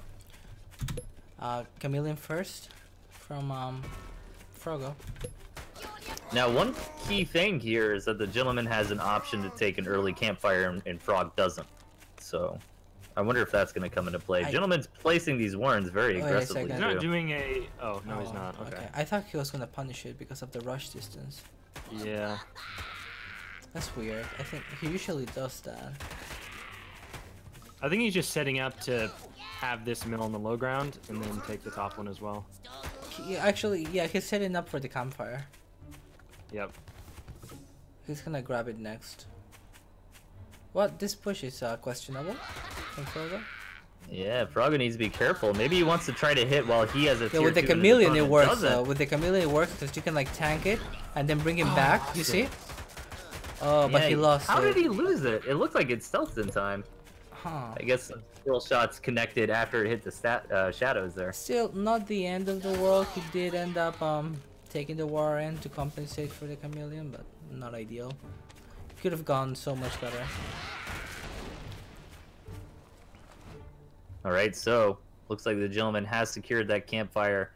Frogo not taking crazy losses there, but not exactly the gains he wanted from that pressure. Both players getting an Whoa. expansion from here. Interesting expansion choice from Gentleman there in the north. I think that makes sense, right? Like, isn't that the safest spot he could take? I feel like that's more difficult to hold because there's, Hmm. you know, he has to go through this open area and then the chameleons can catch him. I feel like this double high ground on the south was safer. Yeah, it would kind of be hard for Frog to attack, like, kind of from his side of the map into that double high ground one, right? Because where the ramps are. So I could kind of see that. So I here, think if anything, I he think was he's trying to gonna. hide it for as long as possible, but That's true, too. spots it anyway. Oh, and he sells it. Okay, as soon as he spots He's it. gonna bring some chameleons there, some sneaky chameleons. Oh, he's doing them Oh, gentlemen! Oh! He's gonna rescout it immediately though, and he's gonna go back. He knows something's up. Is All he gonna have right. time to get some barbed wire or something? He has no idea. I think this is deadly. Oh, this. Yeah, I think I think this is so deadly. Oh, but the snake. Oh, he saves it. And the chameleon, the toads connect. Oh, I think Gentleman has done it. Yeah, the mole's in the front. That's too much damage. What a mole push coming from Gentleman. Clutch win. Yep, Froggo taps out, and we are in the last game here, tied up 2-2. Intense stuff. God, that's so smart. Yeah, that was so. Like placing it in a precarious situation or place where he would obviously want to go try to kill it, and then be out of position. And Gentleman knowing that, like, I know he's gonna try to attack. I think he does. Gentleman is really the best player when it comes to tech swaps or tech switches and this kind of selling and like doing an all-ins and stuff like this. I think he's like the best player at that.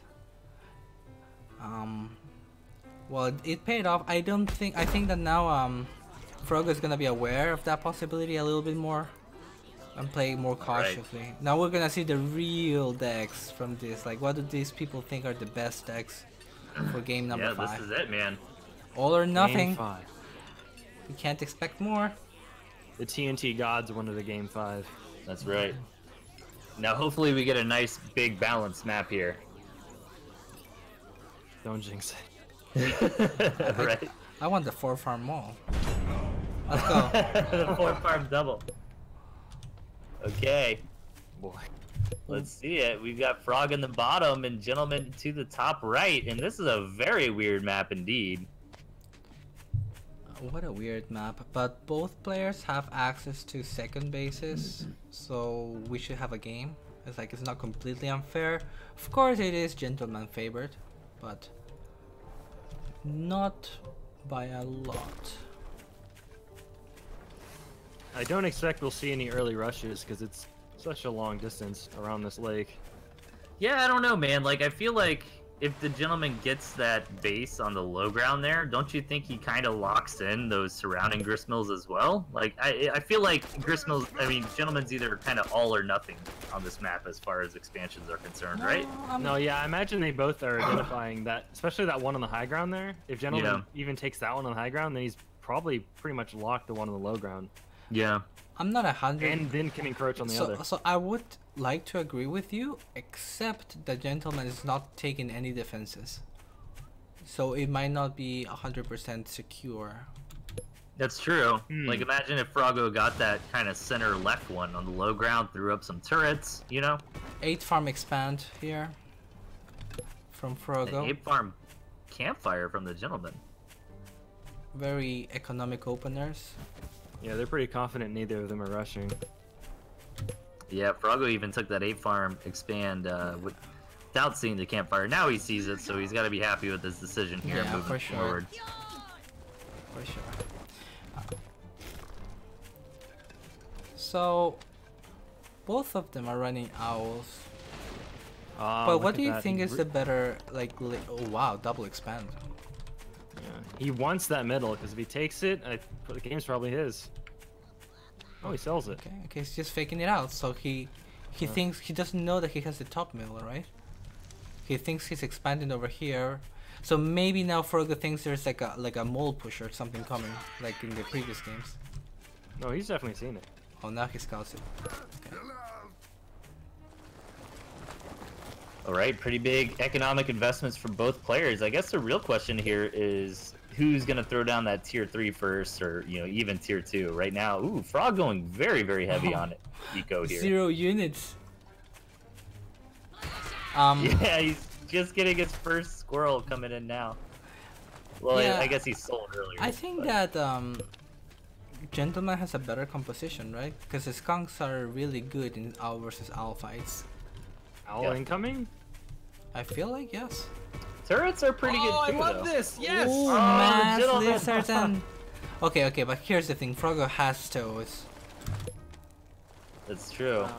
And he's already building one Warren. Oh, he is? I did this to Xeno a coop like a year and a half ago and lost. So in tournament. I hope to see Gentleman pull it off. All right, let's see if Froggo scouts it out. That's the real question here. He needs to figure out what's coming his way. He's got toads. He's got turrets. You know, he can do something about this, but he needs to know what's up.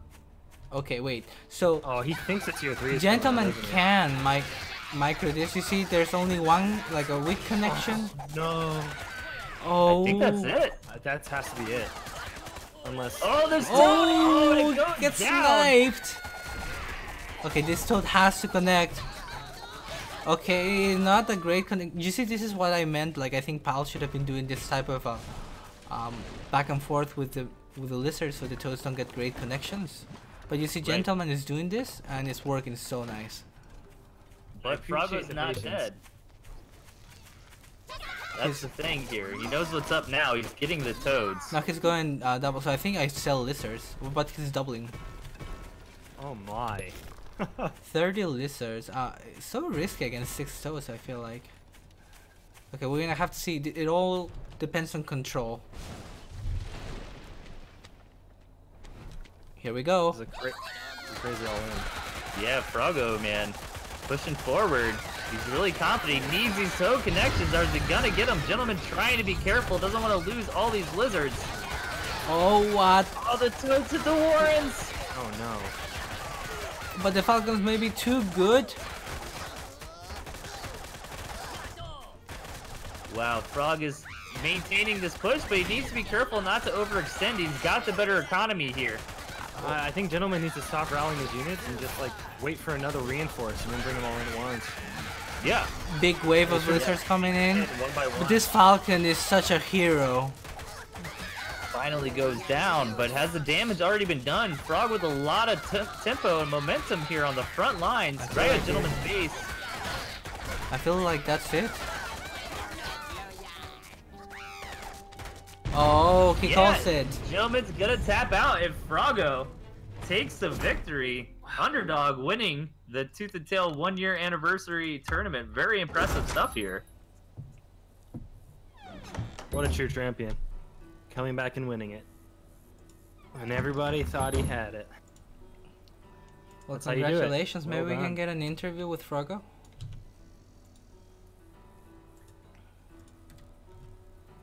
What do you think, Delphi? Is that possible? Yeah, let's see if he wants to. Yeah, bring him in. Let's see if he wants to. Let me give him an old message to Roni. Really cool tournament, man. I was actually really surprised to see so much aggression, you know? Yeah, so And many. such a variety of deck compositions as well. The Gentleman not have the capacity to potentially just win it after all those lizards came out, or was the defense just too good? I think Was that he just too afraid? I think that he took a good engage, but then maybe the next engage wasn't that great. Yeah, Frog says he's got to go, man. He doesn't want to do an interview, but Oh, really cool games here, man. I want to know what he's gonna choose though. A monitor, a graphics card, or what was the third thing? SSD drive. I want to know what he's gonna choose, but I guess he'll tell I don't us know, later. man. The 10 was it a 1050 or a 1080? 1080. Yeah. Well, he That'd has probably to- be my choice. He probably has to pick a pet toad. I think that's Yeah. the right choice, right? A pet toad of similar value. Mm-hmm. Some kind of like exotic toad, you know? Endangered species. That's right. Oh my god. Really cool, man. I had a blast casting this tournament. You know, thank you everybody who tuned in and participated. It was a ton of fun. Yeah, I had so much fun. I'm usually the one that's competing, but you know, just chilling here, watching some good games and seeing all these creative play styles and having everyone come around and you know, just chill with us, just so good. Kermit in the chat saying, I don't even want a prize and we're tempting him with the extravagant toad. I think that's what he's most interested in. Man, really crazy games. I'm very impressed by Frog. You know, he didn't have an easy bracket to get here, man. You know, facing off against guys like Pyle, you know, Roundel, another really good player. So it was a lot of fun, man. Yeah, and it's not like he beat Pile well. You know, he Yeah. outpiled Pile, which was a very strange thing to see. So he just had some good games here. I'm very impressed. DJ here. Yeah, DJ in the chat, Pillow in the chat. He will get a pet mole. He came all the way from round 1 too. Oh man. Actually, almost losing. That was 1-2 in round 1. Yeah. Huh. Absolutely. What a run. Well done again. Well done. Yeah, and thanks Pocket Watch as well for giving all the prizes. Yeah, oh, yeah, absolutely. that was a surprise to be sure. 100%, man. What else we got going on? The Gentleman's 21 Duels Challenge is wrapping up here shortly. Make sure to check that out in Discord and follow that. It's been cast on a variety of channels. Prozacs actually did a cast of that earlier today. I'm going to be wrapping up with the last chapter of that on Saturday. So look forward to that. I think that's the next event. And what else? Gentleman said he's going to start a second season of the 21 Duels Challenge basically right after. I haven't contacted Best Sakia in a minute, but I think he was talking about doing another Tooth and Tail League season. Do you remember that, Mishi? Or Oh yeah.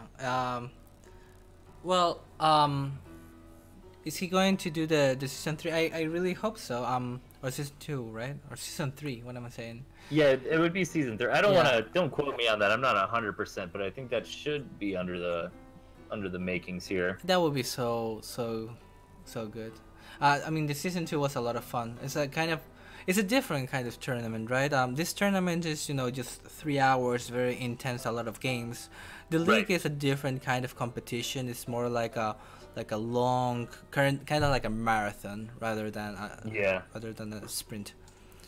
Well, it's like a league. Yeah, it's a league. Yeah, it's like a GSL and stuff. Exactly. It's really cool to see, man. DJ in the chat, do I need to come mole somebody? You missed your chance, DJ. Well, there were a lot of moles though, so There will be more mole shenanigans in the future, though. I'm sure. And there is one more event that's right on the screen here. We got Pocket World Season 2 coming up on September 19. That's very true. Pocket World is really cool if you guys are unfamiliar with it. Basically, you assign yourself to a faction in Discord, and when you are laddering and beating down on nerds, you can be gaining points and taking over territory for your faction. And you can get involved strategically, too. I know, Mishi, you've done a lot of leadership for the common folk in the past beta season, right? Yeah, but I am involved with the common folk leadership. Actually, if you want to be part of a common folk, you can just contact me on the Discord. So we have our own Discord, and we actually have a lot of things in character. Like, we have a general assembly, for example. This Master is true. Stealth. Remember that time Mishi misfired Sugar? Well, yeah. I will remind you of some bugs, but I'm going to be kind here, Master. Trying to refrain from firing back, huh? Yeah, poor Master. I've already I had a lot of roasted fun, him man. too much. And just as an extra tease for season 2, those little doodles at the bottom aren't just doodles. They may have something to do with Pocket World. Well, you can mechanically. you can't just throw that out there and expect us to be all quiet, right? Do you Yeah, have any details? I have the details. I don't know if I should spill the beans. I'm sure AV does too. No, I have- no, we'll just wait. Wow. Yeah, so so you just guys, hang you it- both just hang on. know, Probably and wait. you're just probably torturing wait me. for September 19th. Yeah, you're gonna have to wait a Jeez. week, man, to find out. Damn. I agree. Dude, I had a lot of fun. Yeah, this was. Thank good. you so much. If you guys aren't aware, Mishi gave up his position in the tournament to stream this for us. I was initially going to stream it on Tooth and Tail TV, but my internet's been crapping out on me lately, so I really appreciate you stepping up and hosting this for us, Mishi. Oh yeah, no problem. I mean, it was fun. It was really fun, to have the other perspective and talk about some Thank games. you, It's good. Mr. AV Ultima, for coming in and casting with us, man. I always try to pull you out of retirement as often as I can. I appreciate the invite. Thanks so much. It was a lot of fun, as Mishi's been saying. Yeah, it's been a while, but it's Still I think awesome. this is, by the way, I think this is one of the tournaments where we've seen the most deck variety, by the way. We've had like a lot of 100%. tournaments. 100%. Yeah, absolutely. It's been crazy. Like, try to predict some of the things that are coming out, and like, they're just bringing out different decks every time, you know? Different compositions. I think the only unit we saw not selected, and keep in mind this is only the matches we casted, right? Was the artillery cannon, yeah. if I recall, right? Everything else we saw, at least on the main stage. Let's see. Saw a squirrel lizard toad. Like, we didn't see a wolf get snake. built and put on the field, but we saw people select the wolf. You know what I mean? Yeah, you're right. Actually, you're right. Every unit was I think picked so. except artillery. Yep. That's And I pretty think good. it's mainly because how slow artillery is to build, if I had to guess. Yeah, and I think also the life patch is pretty balanced. You know, there's so many things. Like I said at the start, there's so many viable strategies, and that kind of shows up in the compositions that we're watching. Okay. Yeah, I think Michi is a real tournament winner with all these well-earned subs, says Shady Newell Merchant. That's true, man. You didn't get a shot at that graphics card, but you did get a nice handful of subs here. Oh yeah. I have to. Let me actually give out some shout outs. We had Frashaft2 that gifted us 1, 2, 3, and he also subbed, so 4 subs. So that was really nice. We got a bunch of followers. Best Team Maker, really good to see him here. He's one of the veterans, right? Best Team Maker's original Clash of Comrades crew. Yep. I got to meet him at TwitchCon, man. He was a cool guy. Really? Wow. Yeah, I met Best Team Maker, Glide, Andy, and Dexter. Wow, I'm so jelly now. Yeah. We had a Rotocob, Baleful Check, Blackmore Crest with the follows, and we had a lot of people from all over the TNT community giving a lot of support with raids and hosts. So I appreciate that very much, guys. Yeah, make sure you highlight this video, Mishi, and don't let it get deleted upon on Twitch. Yeah, actually, I I'll just saw put it Andy, on YouTube. Yeah, I saw Andy asking in the chat earlier about where it'll be hosted. I'll put it on YouTube so that it's, you know, it's there. It's set in stone. Yes, that's right. Yeah, I think he'll be very interested in checking out that Owl game. Seeing if there's anything you can do about that. So it doesn't happen in the future. It was so puzzling, but Froggo, what a gentleman to give the next game, you know, move on. Right. Yeah. No, I thought that was really mature of the players because we were kind of not sure what to do about it, and both the gentleman and Froggo were pretty cool about the situation. So it's to be expected. I mean, the scene's always been really strong and really nice, you know. But that's it for me, man. You guys got any final thoughts? I had a great time, and congratulations to Froggo. What did we end up with? Froggo number 1, Gentleman number 2, and Pile. Pile got 3rd, right? Was it Pile or Kerpa? No, it was Kerpa, right? Yeah, I want to say that's correct. I think Kerpa did get 3rd place. Oh. Let's see. Wait, no, it was Pile. It says 2-1. Okay. Yeah, I wasn't sure because I was confused for a minute. Yeah, it was Pile. So Pile got 3rd, Kerpa got 4th. Okay, so congratulations to our winners, Frog, Gentleman, and Pile. I will try to, you know, we have some events coming up, so make sure that you check out the Pocket Watch Discord. Make sure to look at the tournament channel. There's some things that come up regularly, and be sure to sign up. Okay, if you're just like a new player and you know, you're feeling scared of just going right into all of these competitive environments, we have Pocket Cup tournaments every Monday for Europeans and NA time, so be sure to check that out. Yeah. I think that's it, guys. I think that's Well, I had a blast, man. That's I a wrap. appreciate you guys hanging out with me tonight. Yep. Thanks, guys, for tuning in. I guess I'll see you next time. Say goodbye, guys. See ya. Goodbye, guys.